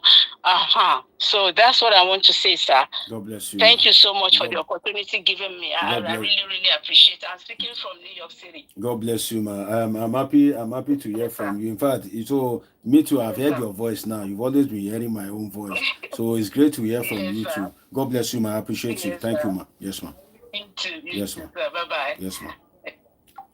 That is Madam Abosede Ojo calling from New York City. If you want to call in via WhatsApp, you can do so via +55 13 99 666 6361. Let me call it slowly. +55 13 99 666 6361. Let me tell you something. Some of you don't know that Sowore's activism even contributed to the production of this government. Let me tell you something. I want to pick this from what Madam Abosede Ojo said. She said something, I can't remember what she said, and this, dropped in my brain. When Jonathan was in power, and they were crusading against Jonathan, Sahara Reporters platform at that point in time was very instrumental to the removal of Goodluck Jonathan. They were reporting anti-Jonathan issues back to back. So much so that when Buhari was declared the president, Sowore went to the declaration center, and all these Hausa Fulani guys, you can search for the video. They were hailing him that, Sowore is here. Everybody was happy. When Buhari was declared president, you can search for the video. Everybody was happy that, Sowore, because why? The things that were being turned out by his platform was largely anti-Jonathan. If Buhari had not become president, there may not be a Tinubu presidency. So Sowore's activism that they ate so much now, that activism contributed to the production of this government. They don't like Sowore now. They don't like Sowore now. Okay, that's true. But the truth is that his work, they have once benefited from it. And that leads us to the double face of this government, you know, double face is too much. It's too much. I don't like it. In the sense that you will say subsidy is a scam. You will mobilize Nigerians to protest. Subsidy is a fraud. Oh, Jonathan is only stealing the money. Oh, there should not be subsidy. But when you get to government, you will say, oh, first subsidy gone. So this your same government of APC have been paying subsidy. So if you say first subsidy is a scam, where is the scam? Who are the scammers? That is one. Two, you will say, oh, Sowore must die, Sowore must perish. But when Sowore was reporting against Goodluck Jonathan prior to the 2015 election, and all the things that he was reporting back to back was favoring the emergence of Buhari, and Buhari eventually emerged, and everybody then was praising Sowore. The Hausa Fulanis, they love him at that point in time. When Sowore appeared at the collation center when result had been announced that Buhari was declared as president, Sowore entered with a triumphant entry and everybody was praising him. The same Sowore now is still the same Sowore, crazy activist, you know, never letting go, never overlooking anything that doesn't want to be overlooked. The same Sowore now, you suddenly don't like him. But it's the same Sowore now. So you can see that the two-face, shout out to Two-Face to Dibia, you know, the two-face of this administration is too much. The deceit is evident in the sense that when they need the power or when your action favors them, you are a good person. That same action that you have been doing that is favoring them, when they now come, when you do that action and it doesn't favor them, then you are a bad person. For instance, now, when I notice something about this government, they don't really like anything like a middle ground. You are either for them or against them. In fact, some people now, you know that the way I've been making this video, I've praised the government, I've praised Sowore, I've given the government his fault, I've given Sowore his fault. Some people don't like that too. Some members of this government, no, you are not doing enough. You are not a good person. If you can't come online and be singing Tinubu is the best that has happened to Nigeria. Oh, Tinubu has changed Nigeria. Tinubu has transformed Nigeria. If you are not on the extreme side that is pro-Tinubu, whether he has done right or wrong, just be praising him. You are not a good person. That is how some people in the government are wired. So the Sowore that they hate now, rightly or wrongly, us advocated, and the advocacy favored them. That is one thing that we need to point out. Eugene Uwakwe, shout out to you. I see your comment. Peter C. Pajok is saying, I see you. If they fact check Sowore's claim, what would be the result? What would be the result? It will be 1-1. Let us imagine that it is a football. Sowore says Tinubu is a criminal. Has Tinubu been convicted for a criminal offense? No. Tinubu has scored 1-0. Zubanaitu Aliu, I see you, you know. That means Tinubu has scored 1-0. Right? Then if they now fact check, no more corruption in Nigeria. Is there no more corruption in Nigeria? No, that's a lie. It don't turn 1-1. So if you look at it, if they are to fact check Sowore's tweet, they will score 1-1. Sowore is wrong, but the president too has dished out a lie. That makes it what? 1-1. Now, the DSS, if they threatened X, right? It will backfire, especially in this presidency of Donald Trump. You would think that Donald Trump is fighting Elon Musk. You would think, oh, if anything happens to X now, Trump will just be looking. No, that's a lie. And I'll tell you the reason why. The US protects its interest. Anything that is of US origin, the president will protect it first, even if it belongs to his enemy. You know, every country has its orientation. For instance, the Nigerian orientation is that if you are not pro-government, anything that belongs to you must die. If it is a business, that business must collapse. That business must. Imagine if Dangote is an obedient. That is business. All this refinery, Dangote cement, Dangote sugar. The Tinubu government will make sure that business collapse and Dangote becomes nothing. That's the orientation of Nigerian government, regardless of whoever is in power. That's how successive Nigerian government is wired. You are either for us. If you are not against us, your business must collapse. You must go down. But if you look at the orientation of the US government, if you go against a business that is of US origin, even if that person is not much in the good book of the president and the government will leave their feud, their acrimony, and go after you. Do you know why? Because of the consequential effect. I'm giving you free masters in international relations. Because of the consequential effect, they know that if you, Nigeria, if you tamper with a business of US origin, Benin Republic is watching you, Togo is watching you, Ghana is watching you, Zambia is watching you, Zimbabwe is watching you, Ivory Coast is watching you. The US have interest in all these countries. They have business interest, exploitative interest, neo-colonial interest, imperialist interest in all these countries. So when you go against a business of US origin, because of the consequential effect, the US will come for you. The US will come for you. So you think that, oh, Trump and Elon Musk, they are fighting. So by that, the Tinubu government can mess up with X without consequence. No. What you should look at is the orientation and personality of the US president at the moment. Trump is a crazy guy. If you mess with anything US, he comes for you. Instantly. He will come for you. So in other words, I hope the DSS will not, on the long run, put Tinubu himself in trouble. Because based on the orientation of the US, if you decide that you want to sanction X, you can sanction X or Twitter during the time of Joe Biden.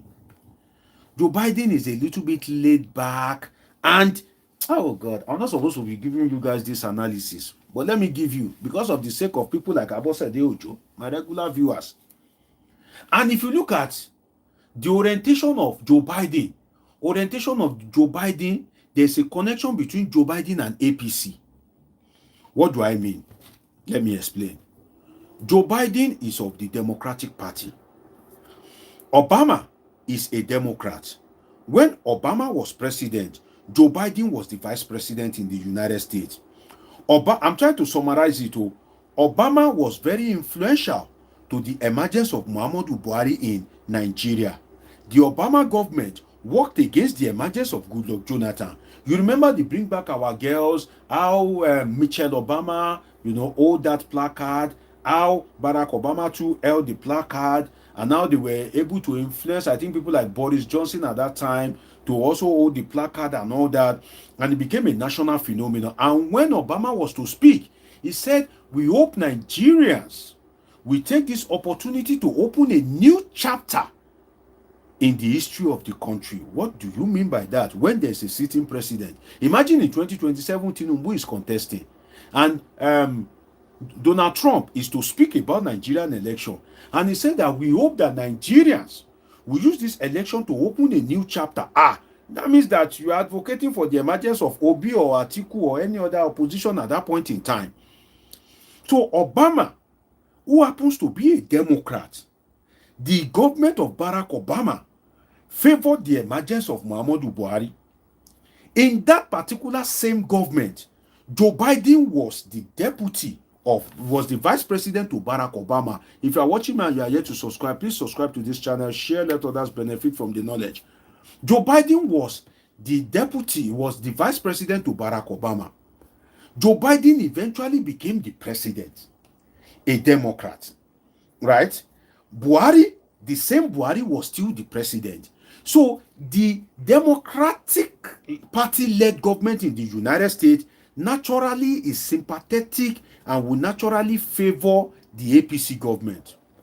This is where the problem is. The personality of Joe Biden, he has this reserved, a bit of laid-back personality. Now, switch the tide. Now, the government in the United States is a Republican government headed by Donald Trump.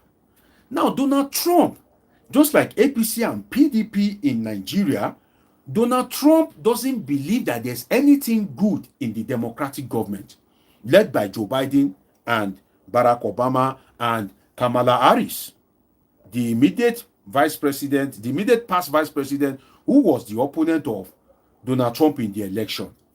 Anything that is a product of the Democratic government can never meet the favor, or will most likely not meet the favor of Donald Trump.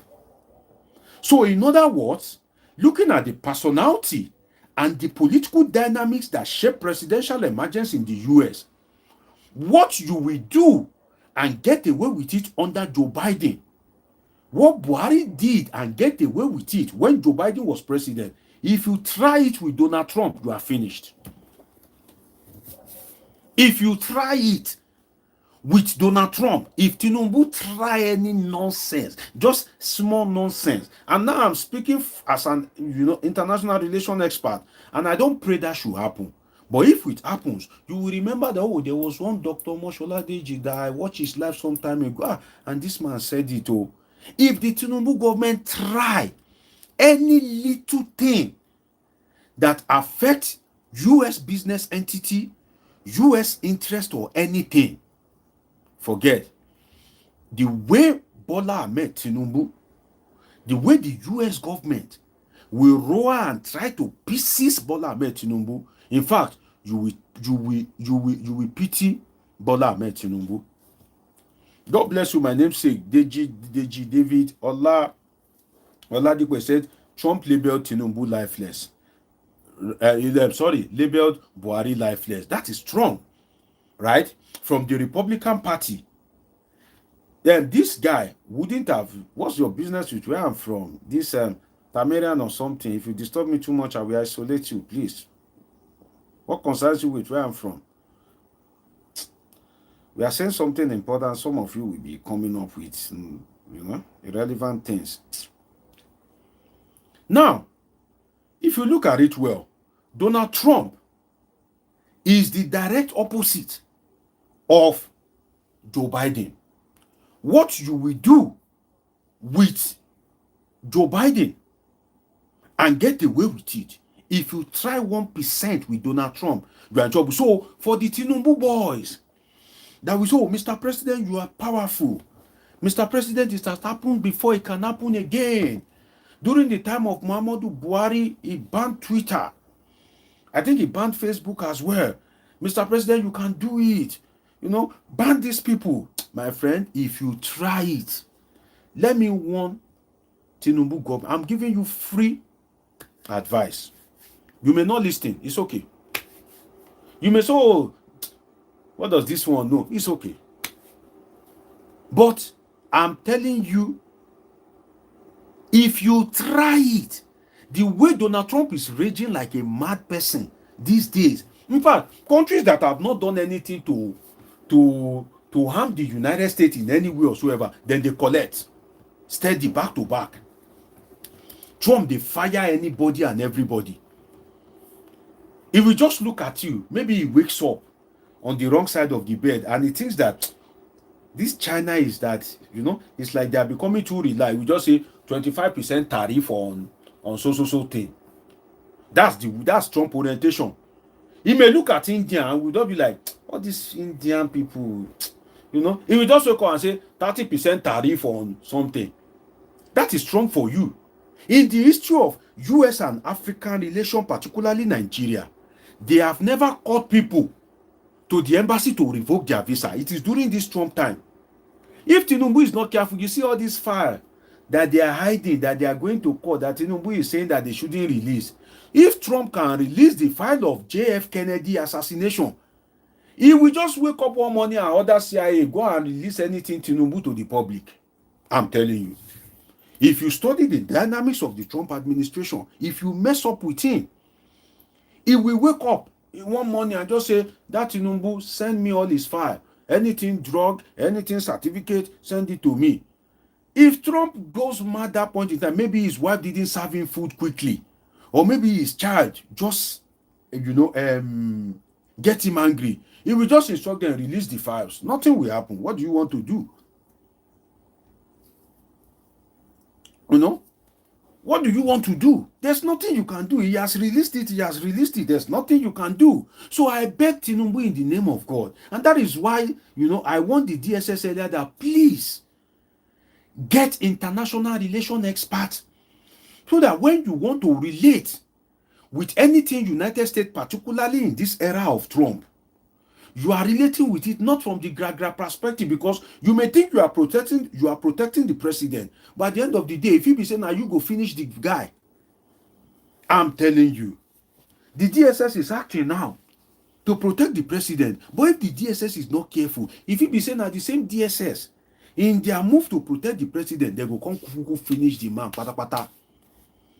Because at the end of the day, if you take any step to affect the interest of the United States, or the United States feel that you are hostile or trying to be hostile or bringing hostile feelings against his business or interest, the way the US will come down on you.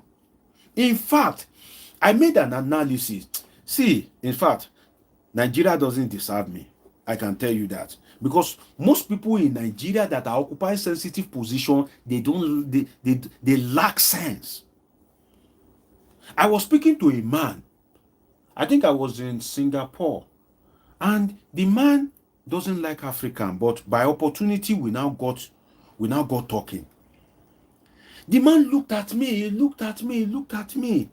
He said, bro, should I tell you the truth? I don't like Nigerians. I don't like them at all. But I like you, bro. He now said something that I almost cried. It was as if ground should open and swallow my enemy. You know what he told me? Do you know what the man told me? He said, bro, we've been speaking for like 30 minutes. You sound very intelligent. Why do people like you exist? And your country is the way it is, and it is being ruled by people that are ruling it. That day, it was as if my enemy should die. There are some words that if they tell you, it go be like say may you die. It go be like say may you die. I'm like, I couldn't give a response. I was just looking like Lucozade because I don't know what to say. And I don't always like to demarcate Nigeria if I'm with a foreigner. If I'm with my fellow Nigerian, we, of course, But if I'm with a foreigner, no, I'm very patriotic. I won't demarcate Nigeria. I won't do that. So the Tinubu government should please, in the name of Almighty God, all these DSS, all this, be very careful. And I did an analysis recently. I said the Tinubu government, they have left a loophole for the CIA to deal with Bola Tinubu. Sadly, do you know the reason why? There was something that was published recently. They said the aides of the president, if it is true that, teacher, if you continue writing about sports, I will block you. I will isolate you. We are not talking about football here. I believe you should be matured and you should have some sense. So if you write anything football again, you are gone on this platform. So they said that the aides of the president allegedly collected $1.5 million for them to grant Bayo Ojulari, the NNPC head, access to the president. Nigerians were saying no. And I said in the analysis that no, there are people that are willing to pay $4 million for a 5-minute meeting with the president. $4 million. Just to have a 5-minute meeting, a life-changing meeting with the president. There are people that they are conglomerate that are willing to pay $4 million. Now, this is where the problem is. If it is true, the CIA, Central Intelligence Agency of the United States, have a history of toppling the government in Africa and some of these global south countries that they don't like, or they think their policy is unfavorable to them. You see this thing that I'm telling you? This thing that I'm telling you, anybody that has a platform that have not studied to the level at which I study reach, enough you know this thing not to talk of telling you. I'm giving you free knowledge. Go to Google, type about CIA. CIA overthrowing government of African countries. You will read about the case of Kwame Nkrumah of Ghana. Ghana got independence in 1958. Go and read the story of Kwame Nkrumah and the Power Project. You will understand what I'm saying. Go and read the story of Patrice Lumumba. You will understand what I'm saying. Go and read, just type it, CIA overthrowing government in Africa. And I asserted that this attitude of the aides of the president, when we say now money that they do their life, that's why the enemy of Bola Ahmed Tinubu is even the people that Bola Ahmed Tinubu trusts the most or he sees the most. If an aide to a president with so much controversy like Bola Ahmed Tinubu, if they are allegedly collecting bribe to see the president, you have opened door for the CIA. Do you know why? If Tinubu takes a policy that doesn't favor the US government, and I'll give you an example, like this China currency swap. If Nigeria agrees with China on a currency swap, definitely the United States will be cut off. You know that dollar is the global currency now. In other words, if you want to deal with China, you need to first of all convert your currency to dollar. You will take dollar to China.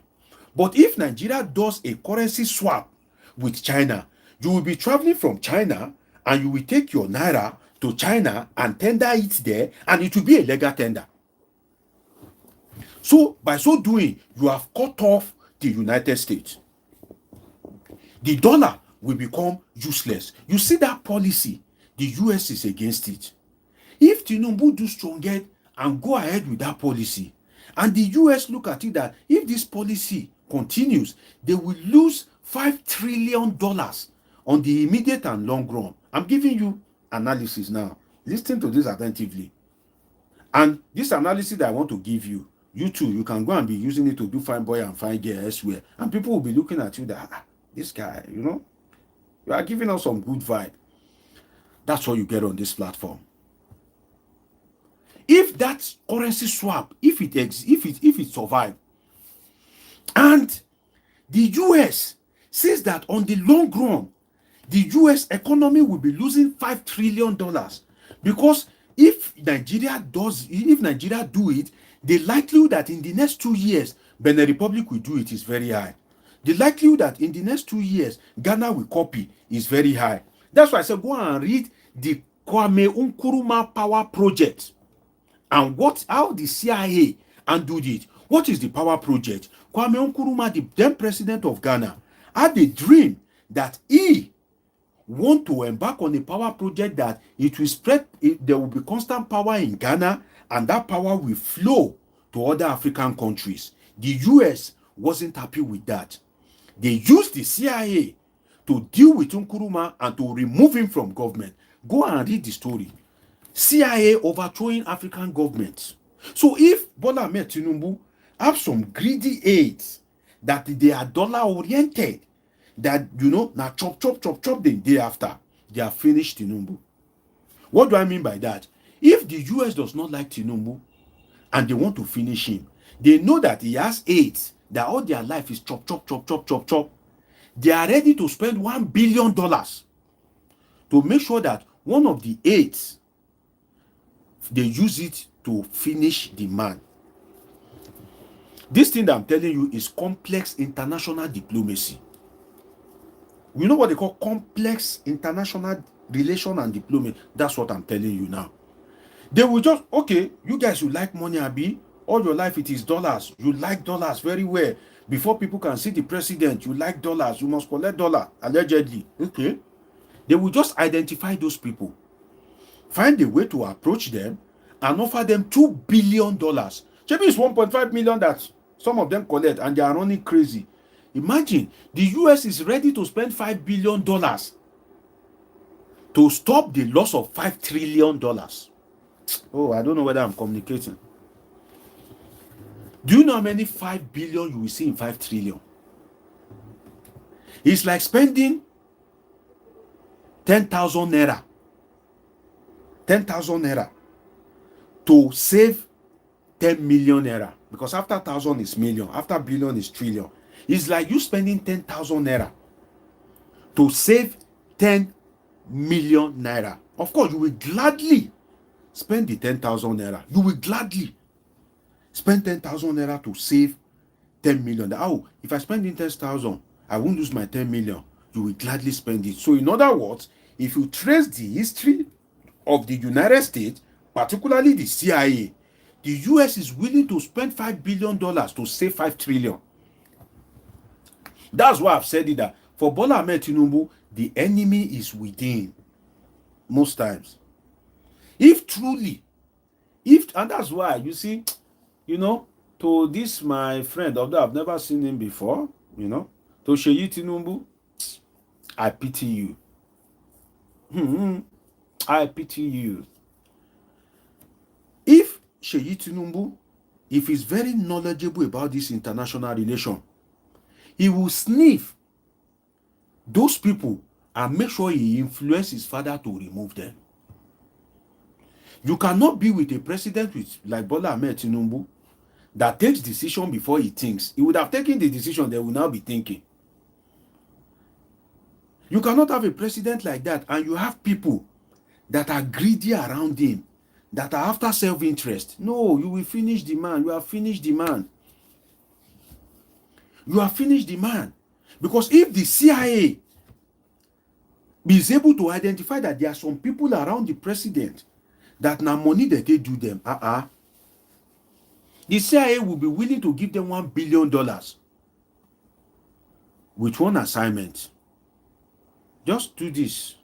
There was one, they made a documentary some time ago of the president of a country. I'm trying to remember the president of that country. I can't remember. Do you know what the CIA used? Do you know who the CIA used? The girlfriend of that president. The CIA investigated. They were investigating the man. They didn't like the man. They were now investigating that. How can we penetrate this guy? I think, is it Colombia or one country like that? I can't remember the country now. They were now investigating that president. That, how can we penetrate this man? The CIA was now able to identify that the man has a girlfriend unknown to his wife and is sleeping with that lady codedly. The CIA is one of the dangerous organizations on earth. Quote me anywhere. Quote me anywhere. The CIA of the United States is one of the most dangerous organizations on earth. What Tinubu did not know about himself, they know it. What Tinubu did not know about himself, they know it. The CIA. They now, when they discovered that that president was sleeping with the lady, they now tried to woo that lady.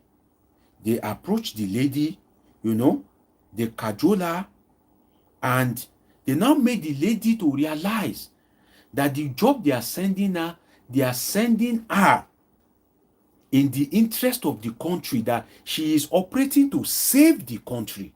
In other words, they worked on our orientation that if you are able to kill this president, you are working to save the country. Look at that kind of wicked orientation. Look at that kind of mad orientation. They were able to, I can't remember the particular country. Maybe it is, I don't want to give a wrong country. But if you try and research what I'm saying, you will get the country. I don't know say analysis go reach that side. If I don't, get the country. And I don't want to give you a wrong country. They were able to cajole the lady. And the lady was recruited indirectly by the CIA to execute that particular mission. Somebody that was sleeping with the president of a country. Look at how complex CIA is. Now imagine that Tinubu, if he has aides that are selfish and all these money-oriented people, the CIA will enter them easily, we get them easily, we finish them easily with money, and before you know it, the man, God forbid bad thing, gone. He's gone. Either remove him as president or may God have mercy. That is why the president needs to check the people around him. He needs to check the boat. Nigeria is a country that intelligent people, they don't have say. Go to Ministry of Foreign Affairs now, you see somebody that studied Yoruba there. He doesn't even know anything about foreign affairs, but because she's the daughter of one senator, they'll put that person to be relating with other countries on behalf of Nigeria, a Yoruba graduate or an accounting graduate. The person himself, if he never traveled abroad before, that's how worst Nigeria can be. So if they know how dangerous CIA is, in fact, if I'm Tinubu's son, the kind of rejig that I will do in that is cabinet, the man said go one crazy, say, Deji, is this not too much? No, I know what I'm doing. So having a cabinet like that, where people are allegedly collecting bribe, Mr. President, if you are not careful, they have opened up for the CIA. Me, I'm doing my own. No, I'm just doing the work of God. I've never benefited anything from Nigeria. I can say it anywhere. I've never benefited anything from Nigeria. Nigeria have never benefited me in my life. But this thing that I'm saying now, if Sheyi Tinubu, Remi Tinubu, or anybody close to the president, or even the DSS, is opportune to hear this thing I'm saying, I've given them an important clue, an important expo. I've given them $1 million expo. That if they go and hire consultants or a lobbyist, these are some of the things they will tell them. And I'm telling them now, free of charge. Free of charge. So international relation is very, very complex. Never try, never imagine that you want to take action against X. If you try it, even if the government of Donald Trump is silent, know that they are acting behind the scene to end you. People study international relations for a reason. I'm telling you. You know, God bless you. The Lost Choosing Church UK say the country is Cuba. I hope you are correct. You know, God bless you. But after this life, I will try and check. They use the girlfriend of the president. We be saying they knack codedly. Now they take finisher. CIA, very dangerous. They dangerous past devil. If you see devil, play with devil. If you see CIA, run. I'm telling you. To the glory of God, I have a PhD in political science. MA in international relations. My PhD research is politics and international relations. This thing that I'm telling you, you can only get to hear it on this platform because other people that know this thing, they are not humble enough to come and share such knowledge with you. So never, in fact, overlook it. Deal with Sowore domestically. Just ignore X. Because why? Don't let them pause and stand for your Gary. Just ignore X. Anything, all this X, all this letter that you are writing. In fact, if I'm in Nigeria's presidency and I hear that they write letter, I will be one of the people that will give the order from above. Write no further letter. Cease communication with X. Simple. Write no further letter. Cease communication with X. In fact, they usually call something cease and desist order. Why?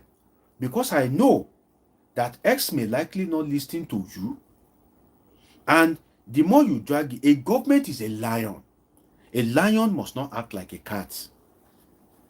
If a government writes X and X did not take action that suits the government, then the government will appear not government enough. A government is a lion. If a government acts, a government is roaring. A lion must not behave like an ant. And if a lion is being dead and the lion takes action, in this case, God bless you for pressing the love, whoever is pressing that love, the love button. If you are watching me, you are here to subscribe, please subscribe to this channel, turn on your notification button, share, let others benefit from it. A government is a lion. So if I'm to advise Nigerian government, deal with Sowore's issue domestically. Get a restraining order from court. Do you know that the court can order Sowore that from all your posts against Bola Ahmed Tinubu, we have found out that it is malicious, and a restraining order is hereby given against you on all your social media platform. You are not permitted to mention anything Tinubu. Is that not possible? Of course, it is possible. You are not permitted to mention anything Tinubu because from the argument of your lawyers, the government lawyers, it is saying that you are not doing it from a logical perspective. You are doing it from the angle of personal vendetta against the man, and you are tarnishing his image without any reasonable proof. There is hereby a restraining order. That thing is common in the United States.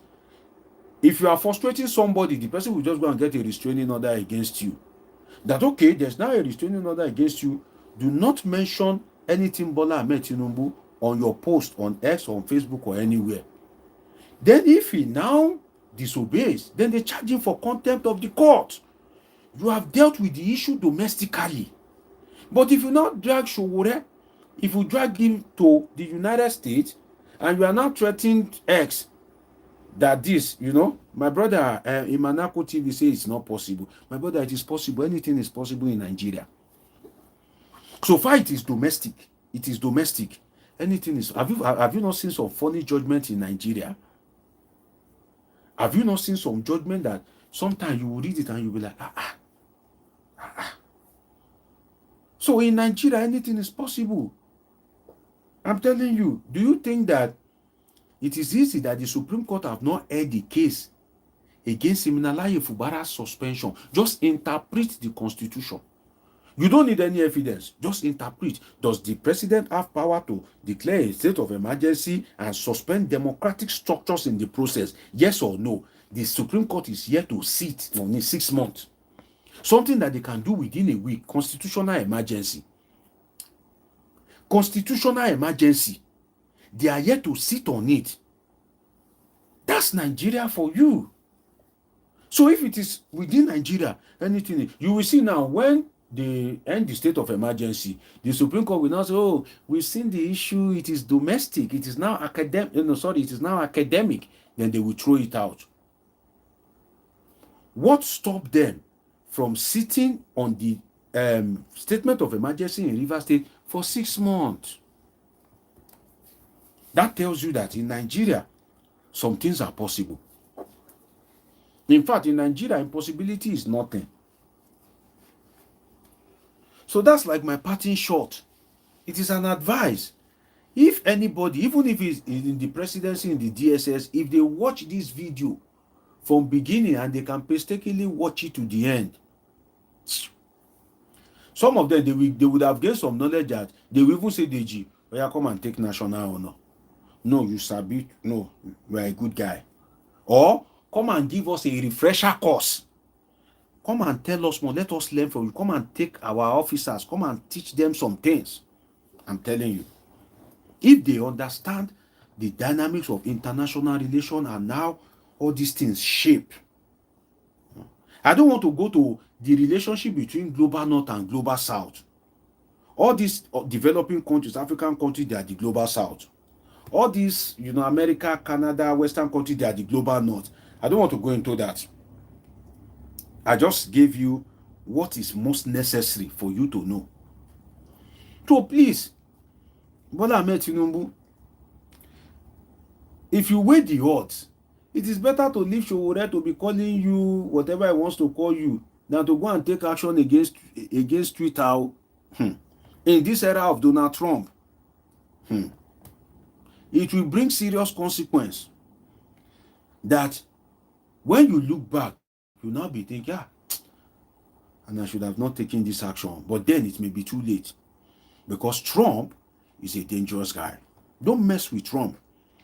And not only Trump, don't mess with anything United States at this point in time. I said the United States now, they are doing something. They will call you. Before, if the embassy call you, they are calling you for interview to give you visa. Or they are calling you to come and collect your visa. The embassy will not call you that they have given you visa. And they will call you to come and they will tell you, sorry, based on the United States national security, we want to revoke your visa. I've never heard of it. It's happening now in the days of Trump. The US embassy can just call you, please come. And when you go there, they will now tell you, sorry, based on the current policy of the United States and for national security, we find it necessary to revoke your visa. And immediately, they will just revoke your visa. And if they call you, if you do not go, you just receive an email. Your visa has been revoked. That has never happened. That a country will give you visa. They didn't reject you at point of entry. They will call you in your country, say, come and they will revoke the visa. It has never happened. Another thing is that Trump has made a law now. If you are a Nigerian, you cannot apply for US visa outside Nigeria. That's the fresh one now. If you are a Nigerian and maybe you visit your family in the UK, they are now planning to go to the United States. Before, you can walk into the United States Embassy in the UK, submit your documents, submit that of your family, go for the interview. Oh, my family are planning to go to Ohio in the United States, and I want to join them in the trip. We want to visit our maternal uncle, paternal uncle, this and that. If they look at you and they are convinced, they will give you the visa. Now, if you go to UK, you cannot apply for that visa in UK. Because why? You are not a permanent resident in the UK. That's why I pity some people. They will use all their life to watch movie that they will not benefit anything. They will watch series 1, series 2, series 3, series 4, episode 1, episode 2, episode 4, episode 16, episode 18. But tell them to come and watch something that will benefit their life, knowledge. Some people, it's a taboo for them. You cannot apply for that visa in the UK. You have to come back to Nigeria. Go to the US Embassy in Nigeria. By that time, your people will not wait for you. They would have gone on the trip to US. So because you are a Nigerian, you are finished. That's the new policy now. Look at the extreme that US government under Donald Trump is going against Nigeria. And it is at that point in time, you are now looking for who to tackle. You want to go and tackle X. My advice to you is behave yourself. If I'm to use 2 words, behave yourself. Whether you are a minister, whether you are special advisor to the president, whether you are the son of the president, in fact, whether you are the president himself. Bola Ahmed Tinubu, GCFR, with profound respect, you are my president, I can advise you, sir. In 2 words, behave yourself. Behave what? Behave yourself. Because if you mess with anything US will mess you up silly. US will finish you without thinking twice. Look at it. That you have to come back to Nigeria before you apply for visa. You have to apply for visa. My brother, Manin Dika Kuma said, bro gives you 100% facial expression to give one word. No, you won't understand how the spirit of analysis flows. Then, for you to see my face, right, there's heavy light in front of me. The light in front of me, and I've been seated there for like over 3 hours. Can you look at light, heavy light, for 10 minutes? So some of you will not know the pain I'm going through to give you this analysis. So I cannot continue sitting down like this and looking at you like this. If I do that, you will damage my eyeballs, because there's heavy light in front of me for my face to be clear enough. I don't hide my face. No. You understand? There's a lot of faceless channels. No, I don't do that. See my face. This is me.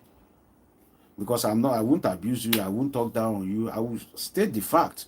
And if you disagree with me, bring somebody. Let's do a debate. I love debate. I don't run away from debate. I love debate. If anybody in the government disagrees with me, let them come for a live debate. I love debate. I'm well grounded in this thing. They cook me in the fire, real fire, before I get here. So I'm not afraid of debate. So in the history of the world, It has not happened. God bless you for pressing the love button. That they will call you and cancel your visa. At that point in time is when you want to go and mess up with anything United States. You are finished. Even if you sanction X, if the US doesn't say anything, know that CIA is already working at the background on you. And with the kind of aids that you have, that they are after dollars, they are allegedly collecting dollar. Let me isolate this person. He say your client lost plastic water bottle. What's my business with that one? Sorry, man, that's something. You can only watch me, but you can't comment. You know, and if you comment, you are the only one seeing your comment. You know, don't distract me. What's my business with water bottle? Do I sell plastic? So, President Bola Ahmed Tinubu, I beg you in the name of the God you serve, leave X alone. Leave Trump and his wahala alone. If you mess up with him, he will finish you. I'm not speaking as an engineer speaking politics and international relations. No, I'm speaking to you as a politics and international relations expert that understands the global dynamics of politics, that is well grounded in politics and international relations. I'm giving you free advice. Bola Ahmed Tinubu, Mr. President. If you mess up with anything United States, you see all this your file, all this Chicago. In fact, what is not in the file, they may even add it there. I'm telling you. You don't know. If US release file today and they say, oh, Tinubu is this, Tinubu is that, that's the end. So be it. There's nothing anybody can say. And that's why government, countries, they make sure that anybody that wants to emerge as their president doesn't have any blemish, so that they won't have anything to hold him down. If Bola Ahmed Tinubu has anything against him now, the US can enter into negotiation with him. Hey, oh boy, you know say you get this kind of thing, but we no go release her. How far you fit do this thing? All our scrap in the US, you fit allow us to send them to Nigeria. You agree, abi you no agree? Because they have something allegedly against you, say, no worry, I agree. Okay, that your daughter, that your beautiful daughter, you know, we want her more. Will you give us? Because you don't want to be ashamed. You say, yes, Nigeria's money, we don't want it to be kept in Central Bank of Nigeria again. Come and be keeping it in the US. You agree or you no agree? Okay, yes, I agree. Your gold reserve, give us opportunity. Give us right of first refusal to your natural resources.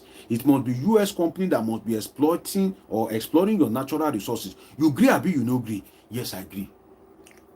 Because why? You don't want them to expose you. That is why if you look at some countries, they are always particular. But then, Nigeria is Nigeria, and maybe Tinubu has been destined to be president. But the advice is, Mr. President, just leave. See, Sowore has nothing to lose. Oh, I'm telling you. Or if you want to deal with Sowore, deal with him. But anything US, all this Trump, all this thing, US company, just avoid them. Avoid them. Because in fact, even without avoiding them, let me use this to wrap up. Even without avoiding US company, if you don't do anything against US company, you have not done anything against US. You have not done anything to tamper with US. In the next election, Trump may work your removal because he believed that your party was installed by the Democrat government under Barack Obama. Do you know the truth? If people like Goodluck Jonathan or Atiku are able to get the link of Donald Trump and convince Trump that, see these people, when they took government, inflation was this, inflation was that, and it was the government of Obama that worked on imposing this APC government on us. Now, you are the Republican Trump. We, PDP, we, ADC, we are loyal to you. Help us to remove this government. Do you know that Trump, because Obama of the Democrats was influential in installing the APC government, do you know that Trump, without you offending the United States, can back the opposition in Nigeria and you are gone?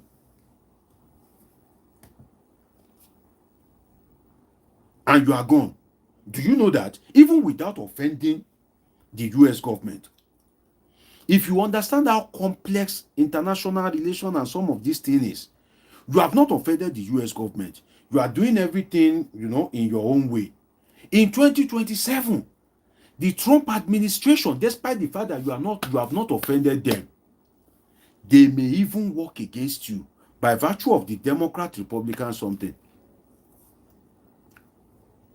My brother, the whisper say, I would like to disagree with you in Trump having any say over Tinubu winning in Nigeria or not. Let me give you a reference. I'll just give you one reference.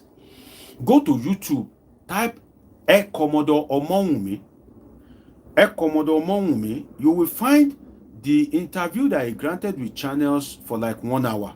Air Commodore Omowumi. Listen to that interview.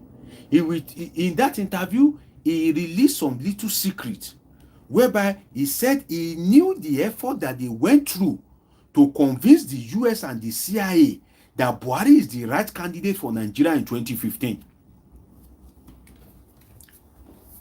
Go and watch it. I'm just giving you a reference to clear you. Don't you know that there are domestic dynamics that shape the emergence of a president, and also there is foreign dynamics, particularly in US and UK, that shape the emergence of anybody that will emerge as president in Nigeria?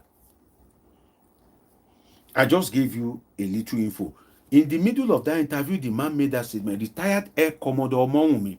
Go and listen to his analysis. You will get the answer there. You will know how US is influential as regards Nigerian presidential election.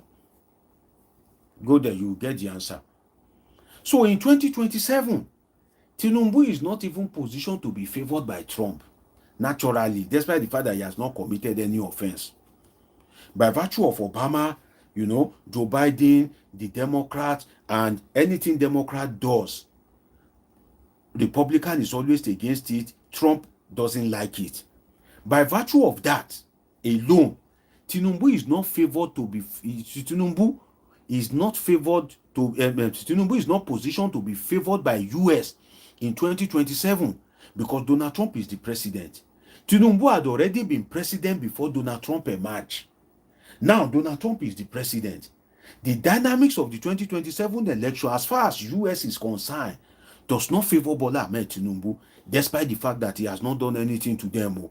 Not to now talk of you are now flexing muscle with US company and anything US. Forget. I've told you about the CIA. I've given you, some instances. Just follow it up. It's not everything that I will say. So that's why I would advise Bola Ahmed Tinubu, please, anything US, be very careful. That's just my own candid advice. It's just an advice. Anything US, looking at Trump, the way he behaves, Democrat, Republican, some of the policies of the US government, the posture of the US government as regards the global south, particularly African nations, and specifically Nigeria, be very careful. That's what I can say. A word is enough for the wise. Some people that they study Yoruba, that they study accounting, they've never done any research or anything about international relations. They'll say, no, keep quiet. Okay, don't worry. I hope that Bola Ahmed Tinubu will not learn the hard way. In fact, the APC government of Bola Ahmed Tinubu, they may have even hired lobbyists. They call something lobbyists to be able to maneuver their way into the heart of the Trump government. They call it lobbyists. Sometimes they hired lobbyists as much as $5 million US. Some of you don't know. Lobbyists. Those are the people that are close to the government that will sell you to the government. For instance, if Nigeria is the African power, the power base of Africa, and somebody want to become a president or the president of Benin Republic, for instance, a smaller country, they may hire lobbyists. The lobbyist may not even know he's a lobbyist.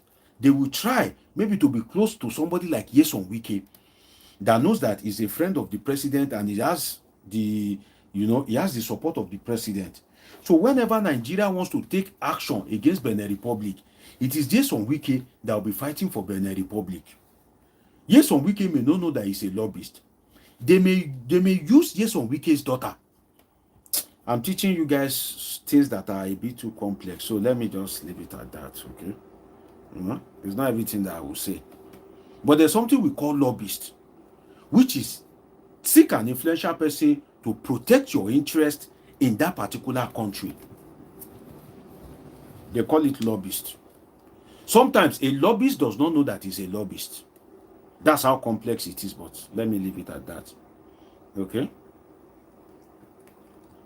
Let me leave it at that. So don't look at it that Elon Musk and Donald Trump are fighting. No, don't be deceived by that at all.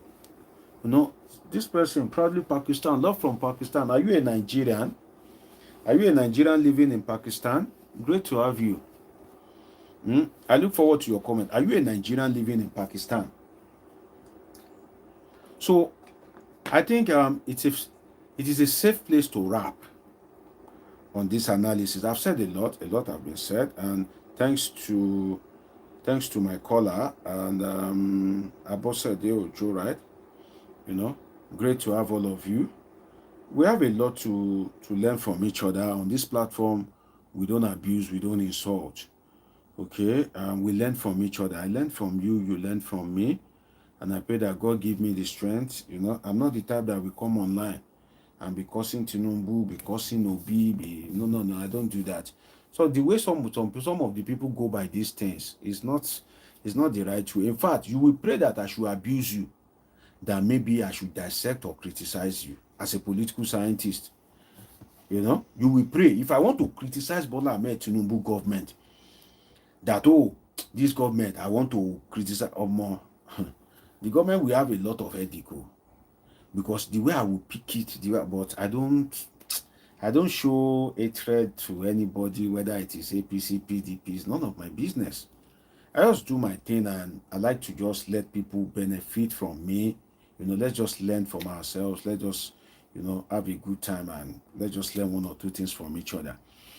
So, by the grace of God, we see when there's any important topic that I won't be able to cover extensively via video recording. My video recording is my video recording is always between 10, 12, 15 minutes max. So all these things that I'm saying, I can't cover it in 10, 12, 15 minutes. So if you're watching me and you are yet to subscribe, please do well to subscribe to this channel. In fact, I've said a lot, so much so that I pray DSS should see this video and they should watch it from beginning to the end. I'm sure they will learn a lot as regards the security of the president himself. I'm sure they will learn a lot as regards securing the president and how to go by some of these things. And they would have learned some things as regards how to deal with all these foreign companies and all that. It's been an interesting time with all of you on this episode of Politics with Joshua Plug, Dr. Omosoladeji. Subscribe, turn on your notification button, catch up with my past video. See you in my next video. Always remember that I love you all sincerely.